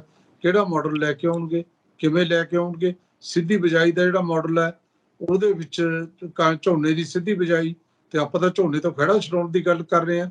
ਬਿਲਕੁਲ ਸਿੱਧੀ ਬਿਜਾਈ ਹੋਣੀ ਚਾਹੀਦੀ ਹੈ, ਮੈਂ ਨਹੀਂ ਕਹਿੰਦਾ, ਮੈਂ ਤਾਂ ਉਹਤੇ ਪ੍ਰੋਗਰਾਮ ਕਰ ਰਹੇ ਹਾਂ ਕਿ ਸਿੱਧੀ ਬਿਜਾਈ। ਮੈਂ ਤਾਂ 2 ਵਾਰ ਦਲੇਰ ਸਿੰਘ ਔਰ ਡਾਕਟਰ ਬਲਵਿੰਦਰ ਸਿੰਘ ਬਟਾਰੀ ਨੂੰ ਬੁਲਾ ਕੇ ਇਹ ਦੱਸਿਆ। ਇੱਥੋਂ ਜਸਪਾਲ ਸਿੰਘ ਸਵਾਜਪੁਰ ਜਿਹੜਾ ਬਹੁਤ ਚਿਰ ਦਾ ਲੱਗਿਆ ਹੋਇਆ, ਤੇ ਸਾਬਕਾ ਸਰਪੰਚ ਸਵਾਜਪੁਰ ਪਿੰਡ ਦਾ, ਉਹਨੇ ਉਹ ਲੋਕਾਂ ਨੂੰ ਮੋਟੀਵੇਟ ਕਰ ਰਹੇ ਨੇ। ਤਾਂ ਮੈਂ ਤਾਂ ਖੁਦ ਕਹਿਣਾ ਵੀ ਹੋਣਾ ਚਾਹੀਦਾ, ਪੰਜਾਬ ਦੇ ਪਾਣੀਆਂ ਨੂੰ ਬਚਾਉਣ ਲਈ ਜੋ ਕੁਝ ਕਰ ਸਕਦੇ ਆ ਕਰਨਾ ਚਾਹੀਦਾ। ਲੇਕਿਨ ਅੱਜ ਜੋ ਟੈਗੋਰ ਥੀਏਟਰ ਦੇ ਵਿੱਚ ਗੱਲਾਂ ਹੋਈਆਂ ਨੇ, ਜਿਹੜੀ ਇੱਕ ਖਬਰ ਆਉਂਦੀ ਹੈ, ਇੱਕ ਹੁੰਦੀ ਹੈ ਨਿਊਜ਼ ਬਿਹਾਈਂਡ ਨਿਊਜ਼। ਜਿਹੜੀ ਬਿਹਾਈਂਡ ਨਿਊਜ਼ ਇਹ ਹੈ ਕਿ ਜਿਹੜਾ ਕਿਸਾਨ ਵੋਟ ਬੈਂਕ ਨੂੰ ਹੁਣ ਮੋਦੀ ਦੇ ਮੁਕਾਬਲੇ ਖੜਾ ਕੀਤਾ ਜਾ ਰਿਹਾ ਹੈ, ਇਹ ਗੱਲ ਹੈ। ਜੀ ਬਿਲਕੁਲ। ਮੈਂ ਇੱਕ ਨਾ ਸਵਾਲ ਵਾਲੀਆ ਸਾਹਿਬ ਇੱਥੇ ਹੁਣ ਇਹ ਖੜਾ ਹੁੰਦਾ ਬਿਲੋ ਦੀ ਲਾਈਨ, ਮੇਰਾ ਧਿਆਨ ਉਧਰ ਚਲਾ ਗਿਆ। ਜਿਹੜੇ ਲੋਕ ਕਮੈਂਟ ਕਰਦੇ ਨੇ ਉਹ ਕਹਿੰਦੇ ਕਿ ਕਾਠ ਦੀ ਹਾਂਡੀ ਵਾਰ-ਵਾਰ ਨਹੀਂ ਚੜ੍ਹਦੀ। ਸਵਾਲ ਉੱਠਿਆ ਕਿ ਕੇਜਰੀਵਾਲ ਸਾਹਿਬ ਤੇ ਭਗਵੰਤ ਮਾਨ ਜਾਂ ਆਮ ਆਦਮੀ ਪਾਰਟੀ ਕਹਿ ਲਓ ਕਿ ਇੱਕ ਵਾਰ ਤਾਂ ਮੌਕਾ ਦੇਤਾ ਪੰਜਾਬ ਵਾਲਿਆਂ ਨੇ, ਅਗਲੀ ਵਾਰ ਨਹੀਂ ਦੇਣਾ। ਪਰ ਧਿਆਨ ਜੇ ਦਿੱਲੀ ਵੱਲ ਮਾਰੀਏ ਤਾਂ ਦਿੱਲੀ 'ਚ ਤੀਜੀ ਵਾਰ ਮੌਕਾ ਦੇ ਦਿੱਤਾ, ਤਾਂ ਕਾਠ ਦੀ ਹਾਂਡੀ ਤਾਂ ਉੱਥੇ 3 ਵਾਰ ਚੜ੍ਹ ਗਈ, ਤੇ ਉੱਥੇ ਬੀਜੇਪੀ ਦਾ ਜ਼ੋਰ ਵੀ ਨਹੀਂ ਚੱਲਿਆ, ਤੇ ਪੰਜਾਬ 'ਚ ਕਿੱਥੋਂ ਚਲਾ ਲੈਣਗੇ ਫਿਰ? ਦੇਖੋ ਗੱਲ ਇਹ ਹੈ ਕਿ ਪੰਜਾਬ ਦੇ ਵਿੱਚ ਹਾਲੇ ਬੀਜੇਪੀ ਜਿੰਨੀ ਮਰਜ਼ੀ ਮਿਹਨਤ ਕਰੇ, ਹਾਲ ਦੀ ਘੜੀ ਕੁਝ ਨਜ਼ਰ ਤਾਂ ਆਉਂਦਾ ਨਹੀਂ ਭਾਰਤੀ ਜਨਤਾ ਪਾਰਟੀ ਨੂੰ। ਜਿਹੜੀ ਗੱਲ ਤੁਸੀਂ ਕਹਿ ਰਹੇ ਹੋ ਕਿ ਕਾਠ ਦੀ ਹਾਂਡੀ ਵਾਰ-ਵਾਰ ਨਹੀਂ ਚੜ੍ਹਦੀ, ਗੱਲ ਇਹ ਹੈ ਕਿ ਪਹਿਲੀਆਂ ਸਰਕਾਰਾਂ ਨੇ ਲੁੱਟਣ ਤੋਂ ਬਿਨਾਂ ਕੀਤਾ ਕੁਝ ਨਹੀਂ। ਜੀ ਘੱਟੋ ਘੱਟ ਜਦੋਂ ਹੁਣ ਅਸੀਂ ਇਹ ਕਹਾਂਗੇ ਆਮ ਆਦਮੀ ਪਾਰਟੀ ਨੇ ਗਰੰਟੀਆਂ ਪੂਰੀਆਂ ਕਰਨੀਆਂ ਨੇ ਜਾਂ ਨਹੀਂ ਕਰਨੀਆਂ, ਕਿਉਂਕਿ 13 ਗਰੰਟੀਆਂ ਪੂਰੀਆਂ ਕਰਨ ਲਈ ਪੈਸਾ ਕਿੱਥੋਂ ਆਊ ਇਹ ਸਭ ਨੂੰ ਪਤਾ ਹੈ ਕਿ ਬਹੁਤ ਔਖਾ ਕੰਮ ਹੈ, ਬਿਜਲੀ ਦੇਣਾ, ਹਜ਼ਾਰ ਰੁਪਇਆ ਦੇਣਾ। ਪਰ ਜਿਹੜੇ ਕੰਮ ਪਹਿਲੀਆਂ ਨੇ ਨਹੀਂ ਕੀਤੇ ਉਹ ਤਾਂ ਗਿਣਾ ਸਕਦੇ ਨੇ।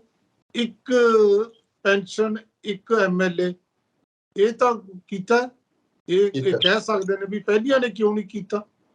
ਤੇ ਨਜਾਇਜ਼ ਕਬਜ਼ੇ ਜਿਨ੍ਹਾਂ ਨੇ ਕੀਤੇ ਨੇ ਉਹਨਾਂ ਤੋਂ ਛੁਡਾ ਰਹੇ ਨੇ।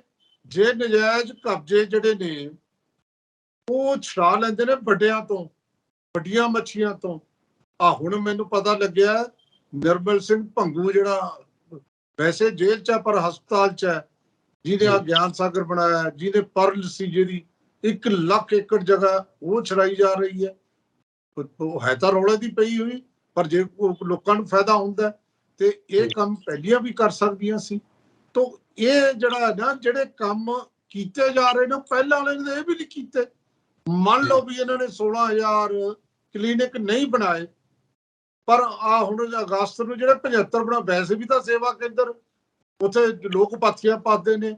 ਇੱਕ ਜਿਹੜੀ ਪੁਰਾਣੀ ਡਿਸਪੈਂਸਰੀ 'ਚ ਮੋਗੇ ਵਾਲੇ 'ਚ ਐਮਐਲਏ ਨੂੰ ਸਰਪੰਚ ਨਾਲ ਬੋਲਣ ਲੱਗ ਗਿਆ ਕਿਉਂਕਿ ਸਰਪੰਚ ਨੇ ਉੱਥੇ ਪਾਥੀਆਂ ਨੇ। ਇੱਕ ਉਹਦਾ ਬਜ਼ੁਰਗ ਰਹਿੰਦਾ ਹੈ, ਸਰਕਾਰੀ ਡਿਸਪੈਂਸਰੀ, ਲੋਕਾਂ ਨੇ ਐ ਕਬਜ਼ੇ ਕੀਤੇ ਹੋਏ ਨੇ।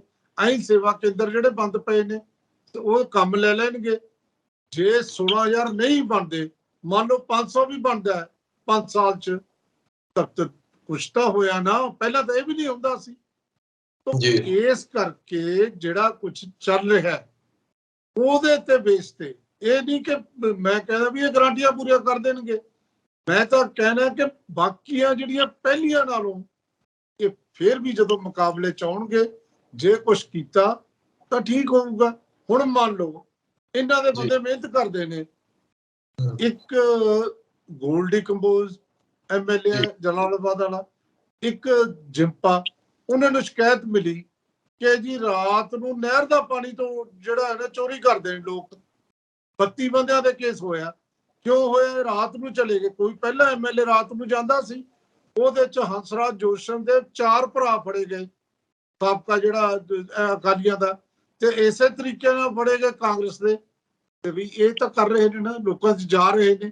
ਤਾਂ ਇਸੇ ਕਰਕੇ ਮੈਂ ਕਹਿਣਾ ਤੇ ਹੁਣ ਜੇ 5-7 ਬੰਦੇ ਕੋਈ ਹੋਰ ਇਹਨਾਂ ਨੇ ਨਸ਼ਿਆਂ ਦੇ ਕਰ ਲਏ, ਜਿੱਥੇ ਖਰਚਾ ਨਹੀਂ ਹੁੰਦਾ ਉਹ ਕੰਮ ਜੇ ਕਰ ਲਏ ਇਹਨਾਂ ਨੇ, ਤੇ ਫਿਰ ਮੇਰਾ ਖਿਆਲ ਹੈ ਜਿਹੜੀ ਗੱਲ ਤੁਸੀਂ ਪੁੱਛੀ ਹੈ ਉਹਦਾ ਜਵਾਬ ਮਿਲ ਜੂ ਕਿ ਇਹਨਾਂ ਕੋਲ ਇਹ ਵੀ ਮੰਨ ਲਓ ਸਾਡੇ ਕੋਲ ਪੈਸਾ, ਜਿਵੇਂ ਹੁਣ ਕਹਿਤਾ ਸਾਨੂੰ ਟਾਈਮ ਦਿਓ, ਉਦੋਂ ਇਹ ਕਹਿ ਸਕਦੇ ਨੇ ਵੀ ਦੇਖੋ ਪੈਸਾ ਸਾਡੇ ਕੋਲ ਇਹਨਾਂ ਨੇ ਲੁੱਟ ਲਿਆ, ਸਾਡੇ ਕੋਲ ਜਿੰਨਾ ਕੁ ਪੈਸਾ ਸੀ ਕਰ ਲਿਆ, ਪਰ ਅਸੀਂ ਲੁੱਟਿਆ ਤਾਂ ਨਹੀਂ ਪੰਜਾਬ ਨੂੰ, ਆਹ ਤਾਂ ਕੰਮ ਕਰ ਲਏ।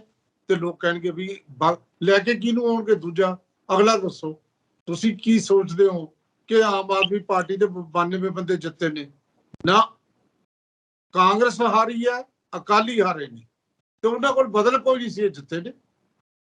ਇਹ ਹੈ ਅਸਲ। ਲੋਕਾਂ ਕੋਲ ਰਾਹ ਕਿਹੜਾ? ਜੇ ਅਸੀਂ ਕੋਈ ਲੋਕਾਂ ਕੋਲ ਰਾਹ ਕੁਛ ਨਹੀਂ। ਹਾਂ, ਜੇ ਨਵਜੋਤ ਸਿੰਘ ਸਿੱਧੂ ਵਰਗਾ ਜਾਂ ਕੋਈ ਹੋਰ ਉੱਠ ਕੇ ਕੋਈ ਨਵਾਂ ਖੇਤਰੀ ਪਾਰਟੀ ਬਣਾ ਲੈਂਦਾ, ਜਾਂ ਜੇ ਅਕਾਲੀ ਕੁਰਬਾਨੀ ਦੇ ਦਿੰਦੇ ਨੇ ਆਪਣੇ ਬਚਨ ਲਈ, ਆਪਣੇ ਪ੍ਰਧਾਨ ਦੀ, ਸੁਖਬੀਰ ਸਿੰਘ ਬਾਦਲ ਦੀ, ਕੋਈ ਇਹੋ ਜਿਹੀ ਪਾਰਟੀ ਬਣ ਜਾਂਦੀ ਹੈ ਤਾਂ ਉਹਨਾਂ ਕੋਲ ਨਵਾਂ ਰਾਹ ਹੋ ਸਕਦਾ। ਜੇ ਇਹਨਾਂ ਨੇ ਕੰਮ ਕਰਤਾ ਲੋਕ ਇਹਨਾਂ ਨੂੰ ਵੀ ਲੈ ਕੇ ਆ ਸਕਦੇ ਨੇ। ਇਹ ਹੈ ਇਹਦੇ ਪਿੱਛੇ ਥਿਉਰੀ। ਵਾਲੀਆ ਸਾਹਿਬ, ਉਂਗਲ ਤਾਂ ਫਿਰ ਉੱਠਦੀ ਹੈ ਕਿ ਜਦੋਂ ਮੰਤਰੀ ਸਾਹਿਬ ਜਿਹੜੇ ਨੇ ਉਹ ਚੋਣਾਂ ਦੀ ਡਿਊਟੀ ਨਾਲ ਲਾ ਲਓ ਕਿ ਨਿਭਾ ਰਹੇ ਨੇ, ਕਿ ਗੁਜਰਾਤ 'ਚ ਇਲੈਕਸ਼ਨ ਹੋਣਾ, ਉੱਥੇ ਆਮ ਆਦਮੀ ਪਾਰਟੀ ਦੇ ਮੰਤਰੀਆਂ ਦੀ, ਪੰਜਾਬ ਵਾਲਿਆਂ ਦੀ ਡਿਊਟੀ ਲੱਗੀ ਆ। ਜੇ ਉੱਥੇ ਆਪਣਾ ਜੰਮੂ ਦੇ ਵਿੱਚ ਹੋਣਾ, ਉੱਥੇ ਡਿਊਟੀ ਲੱਗੀ ਹੈ। ਹਿਮਾਚਲ 'ਚ ਡਿਊਟੀਆਂ ਲੱਗੀਆਂ। ਮੁੱਖ ਮੰਤਰੀ ਸਾਹਿਬ ਆਪ ਵੀ ਗੇੜਾ ਕੱਢ ਆਏ ਨੇ 1-2 ਵਾਰ ਜਾ ਕੇ, ਹਿਮਾਚਲ 'ਚ ਵੀ ਤੇ ਇੱਧਰ ਗੁਜਰਾਤ ਵਿੱਚ ਵੀ। ਪਰ ਸਵਾਲ ਇਹ ਉੱਠਦਾ ਕਿ ਕੀ ਪੰਜਾਬ ਦੇ ਵਿੱਚ ਬਦਲਾਅ ਆ ਗਿਆ? ਕਿ ਪੰਜਾਬ ਦੇ ਵਿੱਚ ਉਹਨਾਂ ਨੇ ਆਪਣੇ ਕੰਮ ਕਰ ਲਏ? ਉਹ ਜੇਲ੍ਹ ਮੰਤਰੀ ਨੇ, ਇੱਧਰ ਜੇਲ੍ਹਾਂ ਦੇ ਵਿੱਚ ਨਸ਼ਾ ਵਿਕਦਾ ਜਾਂ ਜੇਲ੍ਹਾਂ ਦੇ ਵਿੱਚ ਹੋਰ ਬੜੇ ਕਾਂਡ ਹੁੰਦੇ ਨੇ, ਬੜੇ ਵਪਾਰ ਹੁੰਦੇ ਨੇ, ਪਤਾ ਹੀ ਹੈ ਇਹਨਾਂ ਨੂੰ ਕਿਵੇਂ ਜਾਂਦਾ ਅੰਦਰ। ਮੋਬਾਈਲ ਤਾਂ ਰੋਜ਼ ਹੀ ਫੜੇ ਜਾਂਦੇ ਨੇ। ਜਾਂ ਜੇਲ੍ਹ ਦੇ ਵਿੱਚ ਵਿਕਰਮ ਮਜੀਠੀਆ ਬੈਠੇ ਨੇ, ਉਧਰਲੇ ਪਾਸੇ ਨਵਜੋਤ ਸਿੱਧੂ ਦੀ ਸੁਰੱਖਿਆ ਤੇ ਸਵਾਲ ਉੱਠੇ, ਪਰ ਕਹਿੰਦੇ ਠੀਕ ਹੈ ਕੋਈ ਇਹੋ ਜਿਹੀ ਗੱਲ ਅੰਦਰ ਹੋਈ ਨਹੀਂ, ਪਤਾ ਨਹੀਂ ਖਬਰ ਕਿਵੇਂ ਲੀਕ ਹੋ ਗਈ ਬਾਹਰ। ਇਹ ਸਵਾਲ ਉੱਠਦੇ ਨੇ ਕਿ ਮੰਤਰੀ ਬਾਹਰ ਇੱਧਰ ਉੱਧਰ ਡਿਊਟੀਆਂ ਲਵਾਤੀਆਂ ਉਹਨਾਂ ਦੀਆਂ, ਕੀ ਉਹਦੇ ਨਾਲ ਪੰਜਾਬ ਦਾ ਸਰਮਾਇਆ ਨਹੀਂ ਲੱਗਦਾ? ਖਰਚਾ ਕੌਣ ਕਰਦਾ ਉਹਨਾਂ ਦਾ? ਇਹ ਵੀ ਸਵਾਲ ਹੈ। ਨਹੀਂ, ਮੇਰਾ ਖਿਆਲ ਹੈ ਕਿ ਇੱਥੇ ਸ਼ਾਇਦ ਮੈਂ ਤੁਹਾਡੇ ਨਾਲ ਜ਼ਿਆਦਾ ਸਹਿਮਤ ਇਸ ਕਰਕੇ ਨਹੀਂ ਕਿ ਸਾਰੀਆਂ ਪਾਰਟੀਆਂ ਦੇ ਵਿੱਚ ਇਹ ਆਪਣੇ ਰਿਜ਼ਰਵਰ ਜਾਂ ਆਪਣੇ ਇੰਚਾਰਜ ਬਣਾਉਣ ਦਾ ਰਿਵਾਜ ਹੈ।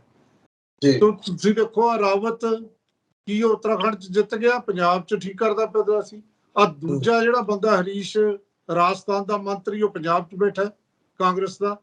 ਤਾਂ ਸਾਰੇ ਹੁੰਦੇ ਨੇ, ਹਰ ਇੱਕ ਤਾਂ ਜਰਨੈਲ ਸਿੰਘ, ਰਾਘਵ ਚੱਡਾ, ਇਹ ਦਿੱਲੀ ਤੋਂ ਇੱਥੇ ਆ ਗਏ। ਇਹ ਨਹੀਂ ਹੈ ਹਰ ਪਾਰਟੀ ਦਾ ਇੱਕ ਇਸ ਤਰ੍ਹਾਂ ਬੰਦਾ ਹੁੰਦਾ। ਰਾਘਵ ਚੱਡਾ ਜਲ ਬੋਰਡ ਦਾ ਚੇਅਰਮੈਨ ਸੀ ਉੱਥੇ। ਤਾਂ ਇਹ ਇਸ ਤਰ੍ਹਾਂ ਸਾਰੀਆਂ ਪਾਰਟੀਆਂ ਕਰਦੀਆਂ ਨੇ ਤੇ ਇਹ ਪਾਰਟੀ ਦਾ ਫਿਰ ਲੋਕ ਗੱਲ ਫਿਰ ਉੱਥੇ ਹੀ ਆ ਜਾਣੀ। ਲੋਕ ਕਹਿਣਗੇ ਫਿਰ ਬਦਲਾਅ ਕਿੱਥੇ ਹੈ? ਜੇ ਰਵਾਇਤੀ ਪਾਰਟੀਆਂ ਵਾਂਗੂ ਚੱਲਣਾ ਤੇ ਫਿਰ ਬਦਲਾਅ ਕਿੱਥੇ ਹੈ? ਤੁਹਾਨੂੰ ਇਹ ਤਾਂ ਲੋਕਾਂ ਨੇ ਦੇਖਣਾ ਕਿ ਬਦਲਾਅ ਵਾਲੀ ਗੱਲ ਤਾਂ ਫਿਰ ਅਸੀਂ ਤਾਂ ਹਰ ਰੋਜ਼ ਕਹਿੰਦੇ ਆ ਕਿ ਭਾਈ ਜੇ ਤੁਸੀਂ ਇਹੀ ਕੁਝ ਕਰਨਾ ਹੈ, ਤੁਸੀਂ ਤਾਂ ਆਏ ਸੀ ਬਦਲਾਅ ਦੀ ਉੱਤੇ ਚੜ ਕੇ। ਤੁਸੀਂ ਜਿਹੜੇ ਨਜਾਇਜ਼ ਖਰਚੇ ਕਰ ਰਹੇ ਹੋ, ਤੁਹਾਨੂੰ ਕੀ ਲੋੜ ਸੀ ਸਹੁੰ ਚੁੱਕਣ ਵੇਲੇ ਕਰੋੜਾਂ ਰੁਪਏ ਖਰਚਣ ਦੀ? ਤੁਹਾਨੂੰ ਕੀ ਲੋੜ ਸੀ? ਉਹ ਪਹਿਲੇ ਦਿਨ ਤੋਂ ਤਾਂ ਅਸੀਂ ਕਹੀ ਜਾਂਦੇ ਆ ਕਿ ਤੁਸੀਂ ਕਿਹੜਾ ਰਵਾਇਤੀ ਪਾਰਟੀ ਹੋ, ਇਹ ਕੰਮ ਤਾਂ ਰਵਾਇਤੀ ਪਾਰਟੀਆਂ ਦਾ ਹੁੰਦਾ, ਤੁਸੀਂ ਇਹ ਕਿਉਂ ਕਰਦੇ ਹੋ? ਅਸੀਂ ਕਦੋਂ ਕਹਿੰਦੇ ਆ ਵੀ ਨਹੀਂ। ਨਾਲੇ ਤੁਹਾਨੂੰ ਕੀ ਲੱਗਦਾ ਕਿ ਕੋਈ ਬਾਹਰੋਂ ਆਏ ਨੇ? ਇਹਨਾਂ ਚੋਂ 50% ਤਾਂ ਇੱਧਰਲੀਆਂ ਰਵਾਇਤੀ ਪਾਰਟੀਆਂ ਦੇ ਬੰਦੇ ਨੇ, ਤੇ ਉਹਨਾਂ ਚ ਤੁਹਾਨੂੰ ਕੀ ਲੱਗਦਾ ਕਿ ਸਿਸਟਮ ਤਾਂ ਉਹੀ ਹੈ ਨਾ? ਤੇ ਕਹਿ ਰਹੇ ਨੇ ਤੇ ਉਹਦੇ ਚ ਤੁਹਾਨੂੰ ਕੀ ਲੱਗਦਾ ਸਾਰੇ ਇਮਾਨਦਾਰ ਨੇ? ਜਾਂ ਤੁਹਾਡੇ ਹੁਣ ਕਮਿਸ਼ਨ ਚੱਲਦਾ ਨਹੀਂ, ਇਹ ਖੁਸ਼ਫਹਿਮੀ ਹੈ ਕਿ ਕਮਿਸ਼ਨ ਬੰਦ ਹੋ ਗਿਆ, ਕਰਪਸ਼ਨ ਖਤਮ ਹੋ ਗਈ? ਇਹੋ ਜਿਹਾ ਕੁਛ ਨਹੀਂ।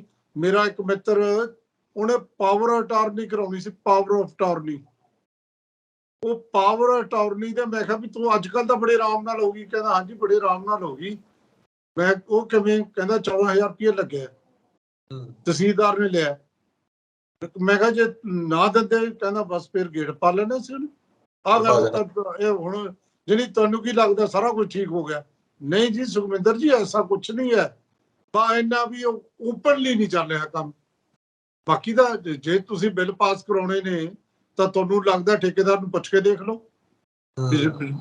ਵੀ ਉਹਦਾ ਬਿੱਲ ਬਿਨਾਂ ਤੋਂ ਪਾਸ ਹੋ ਜਾਂਦਾ। ਇਸ ਤਰ੍ਹਾਂ ਨਹੀਂ ਹੈ।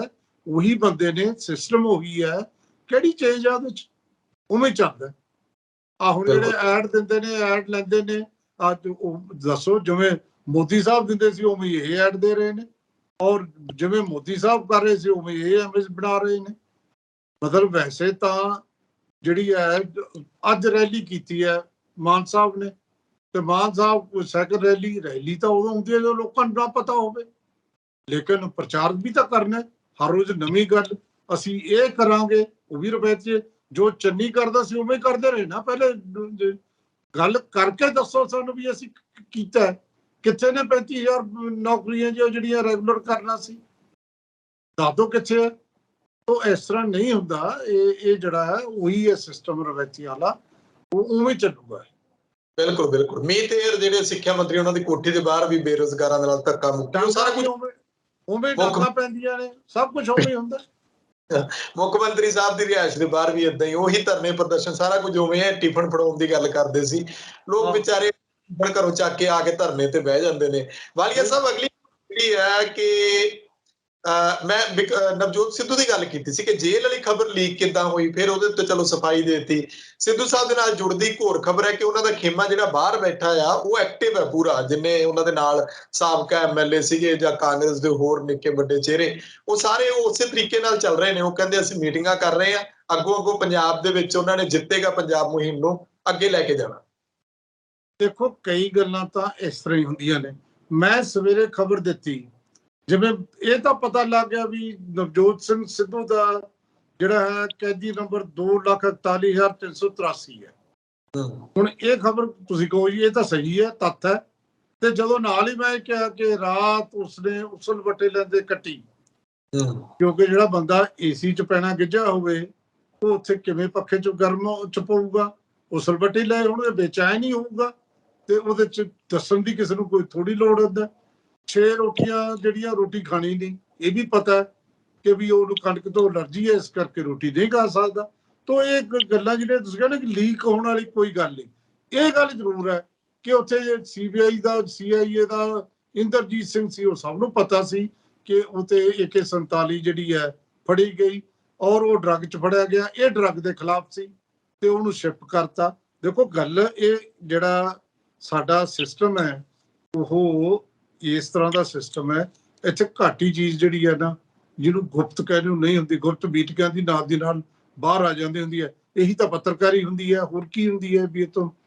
ਲੇਕਿਨ ਨਵਜੋਤ ਸਿੰਘ ਸਿੱਧੂ ਪੱਤਰਕਾਰੀ ਦਾ ਖੋਰ ਵੀ ਹੁੰਦਾ।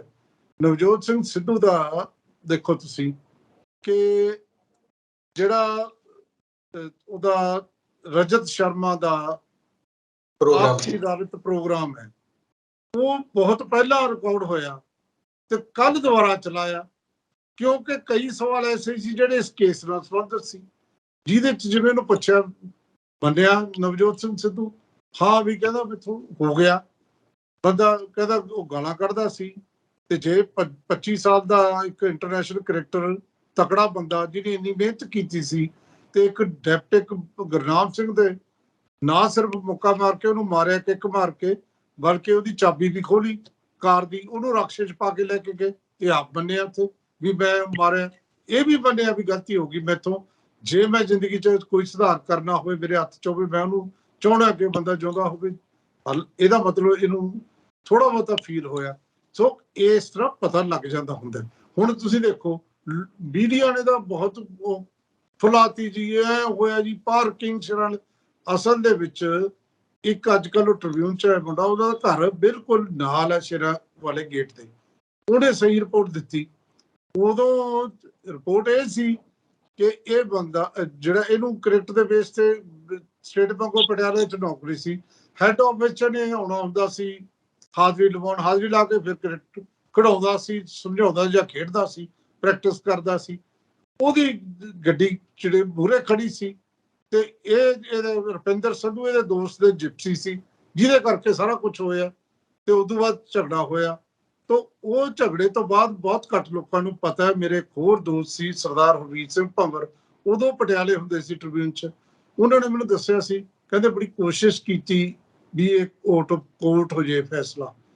ਉਸ ਵੇਲੇ ਅਸਲ ਦੇ ਵਿੱਚ ਜਿਹੜਾ ਬੂਟਾ ਸਿੰਘ ਸੀ, ਉਹ ਸੀ ਹੋਮ ਮਿਨਿਸਟਰ ਪੰਜਾਬ ਦਾ। ਉਹਦਾ ਮੁੰਡਾ ਕ੍ਰਿਕਟ ਖੇਡਦਾ ਸੀ, ਉਹ ਕ੍ਰਿਕਟਰ ਇਹਨੂੰ ਜਾਣਦਾ ਸੀ, ਇਹਦਾ ਇੰਟਰਨੈਸ਼ਨਲ ਨਾਮ ਬਣ ਗਿਆ ਸੀ।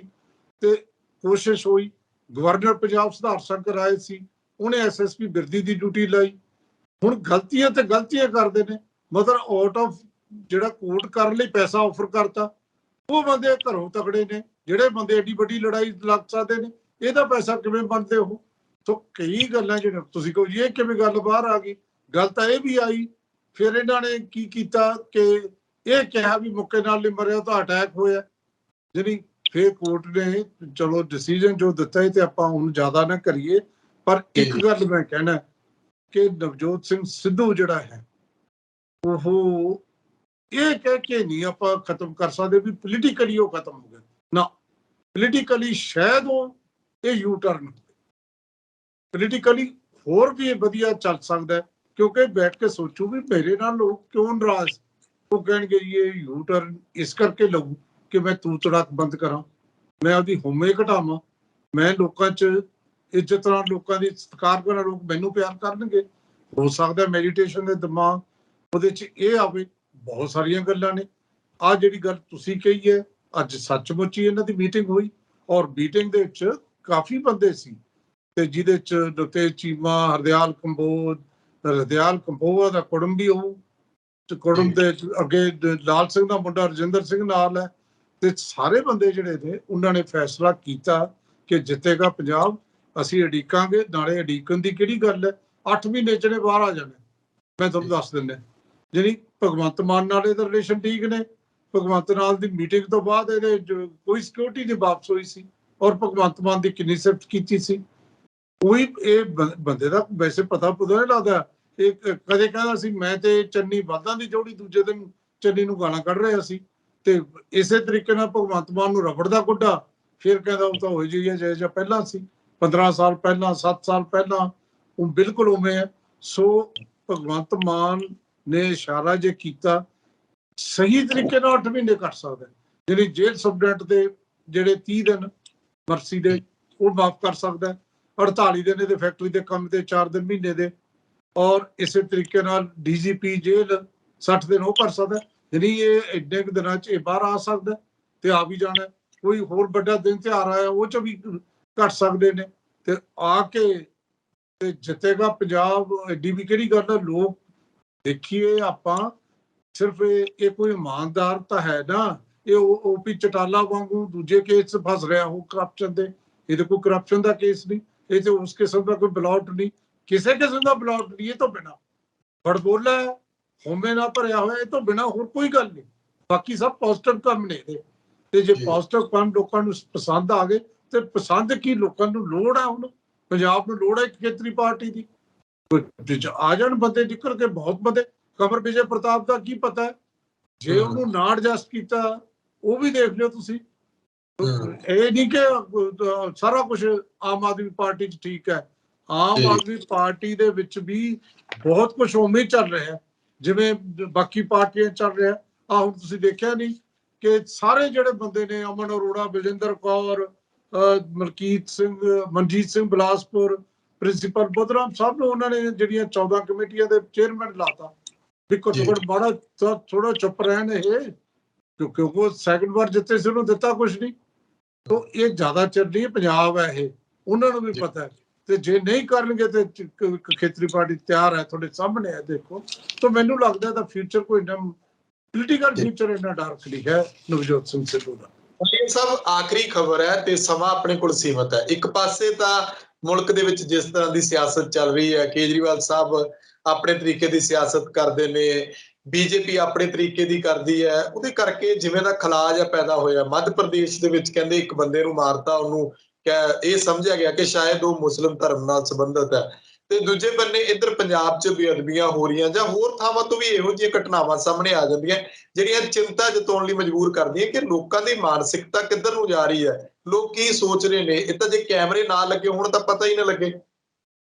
ਦੇਖੋ, ਜਿਹੜੇ ਤੁਸੀਂ 2 ਖਬਰਾਂ ਦਾ ਜ਼ਿਕਰ ਕੀਤਾ ਹੈ, ਉਹਦੇ ਚੋਂ ਦੇਖੋ, ਇੱਕ ਤਾਂ ਰਤਲਾਮ ਦਾ ਬਜ਼ੁਰਗ ਹੈ, ਉਹਦਾ ਨਾਮ ਹੈ ਭਵਰ ਲਾਲ ਜੈਨ, 65 ਸਾਲ ਦੀ ਉਮਰ।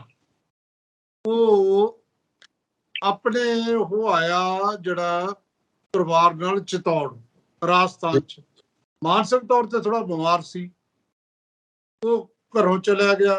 ਉਹਨਾਂ ਨੇ ਚਿਤੌੜ ਥਾਣੇ 'ਚ ਰਿਪੋਰਟ ਵੀ ਲਿਖਾਈ ਹੋਈ ਹੈ ਤੇ ਉਹ ਮੱਧ ਪ੍ਰਦੇਸ਼ ਦੇ ਨੀਮਚ ਜ਼ਿਲ੍ਹੇ 'ਚ ਪਹੁੰਚ ਗਿਆ। ਉੱਥੇ ਕਹਿੰਦੇ ਜੀ ਬੰਦਿਆਂ ਨੇ ਘੇਰ ਲਿਆ, ਭਾਰਤੀ ਜਨਤਾ ਪਾਰਟੀ ਵਾਲਿਆਂ ਨੇ, ਕਹਿੰਦੇ ਆਧਾਰ ਕਾਰਡ ਦਿਖਾ, ਤੂੰ ਮੁਸਲਮਾਨ ਹੈ। ਉਹ ਹੁਣ ਬੰਦਾ ਮਾਨਸਿਕ ਤੌਰ ਤੇ ਬਿਮਾਰ ਹੈ, ਆਧਾਰ ਕਾਰਡ ਉਹਦੇ ਕੋਲ ਕਿੱਥੇ, ਉਹਨੂੰ ਕੁੱਟ-ਕੁੱਟ ਕੇ ਮਾਰਤਾ। ਵੈਸੇ ਸਵਾਲ ਤਾਂ ਇਹ ਹੁੰਦਾ ਹੈ ਕਿ ਵੀ ਜੇ ਉਹ ਮੁਸਲਮਾਨ ਹੋਵੇ ਫਾਰ ਐਗਜ਼ਾਮਪਲ, ਫਿਰ ਉਹਨੂੰ ਕੁੱਟ-ਕੁੱਟ ਕੇ ਮਾਰਨੇ, ਇਹ ਕਹੇ ਜੀ ਲੋਕਤੰਤਰ ਹੈ। ਵੀਡੀਓ ਸੋਸ਼ਲ ਮੀਡੀਆ ਤੇ ਵਾਇਰਲ ਹੋ ਗਈ ਤੇ ਹੁਣ ਰੌਲਾ ਪੈ ਗਿਆ ਤੇ ਦਿਓ ਜਵਾਬ ਤੁਸੀਂ। ਮਤਲਬ ਕੱਲਾ ਇੱਥੇ ਮਸਜਿਦਾਂ ਦਾ ਰੌਲਾ, ਈਦਗਾਹਾਂ ਦਾ ਰੌਲਾ ਨਹੀਂ, ਇਸ ਕਿਸਮ ਦਾ ਰੌਲਾ। ਜਿਹੜੀ ਗੱਲ ਤੁਸੀਂ ਦੂਜੀ ਕੀਤੀ ਹੈ, ਇਹ ਵੀ ਰਾਜਾ ਸੰਸੀ ਦੇ ਕੋਲ ਜਿਹੜਾ ਧਰਮਕੋਟ ਹੈ, ਧਰਮਕੋਟ ਦੇ ਵਿੱਚ ਗੁਰਦੁਆਰਾ ਬੇਰ ਸਾਹਿਬ ਹੈ ਤੇ ਬੇਰ ਸਾਹਿਬ ਦੇ ਵਿੱਚ ਮੱਸਾ ਸਿੰਘ ਨਾਂ ਦਾ ਬੰਦਾ ਉੱਥੇ ਹੀ ਰਹਿੰਦਾ, ਉੱਥੇ ਦਿਨ ਰਾਤ ਰੋਟੀ ਖਾਂਦਾ ਉਹਦਾ ਪਰਿਵਾਰ। ਤੇ ਉਹ ਬੰਦਾ ਆਪਾਂ ਦੇਖਿਆ ਸਭ ਨੇ CCTV 'ਚ, 40 ਅੰਗ ਪਾੜੇ ਉਹਨੇ, ਬੈਠਾ ਦੇਖ ਰਹੇ ਆ। ਤੇ ਹੁਣ ਗੱਲ ਤਾਂ ਆਇਆ ਵੀ ਉਹ ਫੜੇ ਗਏ, ਪੁੱਛ ਲਓ ਭਾਈ, ਹੁਣ ਤਾਂ ਪੁੱਛੋ ਨਾ ਤੁਸੀਂ, ਉਹ ਤਾਂ ਮਰਿਆ ਨਹੀਂ, ਵੀ ਤੈਨੂੰ ਕਿਹਨੇ ਕਰਾਇਆ, ਕਿਉਂ ਕੀਤਾ ਤੂੰ ਇਹ ਕੰਮ, ਕੌਣ ਕਰਾ ਰਿਹਾ। ਬਠਿੰਡੇ 'ਚ ਇੱਕ ਦਿਨ 'ਚ 2 ਹੋਈਆਂ, ਇੱਕ ਹਨੂੰਮਾਨ ਚਾਲੀਸਾ ਦੀ, ਗੁਟਕਾ ਸਾਹਿਬ ਦੀ। ਇਹ ਸਾਰਾ ਕੁਝ ਜਿਹੜਾ ਚੱਲ ਰਿਹਾ ਨਾ, ਇਹ ਪੰਜਾਬ ਦੇ ਪਾਣੀਆਂ ਨੂੰ ਅੱਗ ਲਾਉਣ ਦੀ ਸਾਜ਼ਿਸ਼ ਹੈ। ਇਹ ਲੋਕਾਂ ਨੂੰ ਕਿਤੇ ਨਾ ਕਿਤੇ, ਇਹ ਕੰਪਨੀਆਂ ਮੰਗਾ ਕੇ ਨਹੀਂ ਸਰਨਾ ਵੀ 2 ਕੰਪਨੀਆਂ ਅਸੀਂ ਹੋਰ ਲੈ ਲਈਆਂ ਅਮਿਤ ਸ਼ਾਹ ਨੂੰ ਮਿਲ ਕੇ। ਇਹ ਪੰਜਾਬ ਦੇ ਜਿਹੜੇ ਲੋਕ ਨੇ, ਉਹਨਾਂ ਨੂੰ ਇਸ ਤਰੀਕੇ ਨਾਲ ਐਡਰੈਸ ਕਰਨ ਦੀ ਲੋੜ ਹੈ, ਸਮਝਾਉਣ ਦੀ ਲੋੜ ਹੈ ਕਿ ਜੋ ਕੁਝ ਚੱਲ ਰਿਹਾ ਚੱਲੀ ਜਾਵੇ, ਲੇਕਿਨ ਪੰਜਾਬ ਤਾਂ ਪੂਰਨ ਸਿੰਘ ਵਾਲੀ ਗੱਲ ਹੈ, ਪੰਜਾਬ ਨਾ ਹਿੰਦੂ ਨਾ ਮੁਸਲਮਾਨ, ਪੰਜਾਬ ਜਿਉਂਦਾ ਗੁਰੂ ਦੇ ਨਾਮ ਤੇ। ਇੱਥੇ ਤਾਂ ਇਹ ਦੱਸਣ ਦੀ ਲੋੜ ਹੈ ਕਿ ਅਸੀਂ ਸਾਰੇ ਗੁਰੂ ਦੇ ਨਾਮ ਤੇ ਜੀ ਰਹੇ ਹਾਂ। ਪੰਜਾਬ 'ਚ ਹਿੰਦੂ ਸਿੱਖ ਇਸ ਤਰ੍ਹਾਂ ਨਹੀਂ ਕਿ ਜਿਹਦੇ ਘਰ 'ਚ ਪੈਦਾ ਹੋਇਆ, ਸਾਰੇ ਪੰਜਾਬ ਦੇ ਗੁਰੂ ਨਾਨਕ ਦੇ ਜਿਹੜੇ ਨੇ ਨਾਨਕ ਲੇਵਾਨੇ ਇੱਥੇ, ਉਹ ਤੋਂ ਬਿਨਾਂ ਨਹੀਂ ਚੱਲ ਸਕਦੀ ਗੱਲ। ਇਸ ਤਰ੍ਹਾਂ ਦਾ ਸੁਨੇਹਾ ਦੇਣ ਦੀ ਲੋੜ ਹੈ। ਸ਼ੁਕਰੀਆ ਵਾਲੀਆ ਸਾਹਿਬ, ਧੰਨਵਾਦ ਤੁਹਾਡਾ ਜੀ। ਸ਼ੁਕਰੀਆ ਜੀ, ਥੈਂਕ ਯੂ।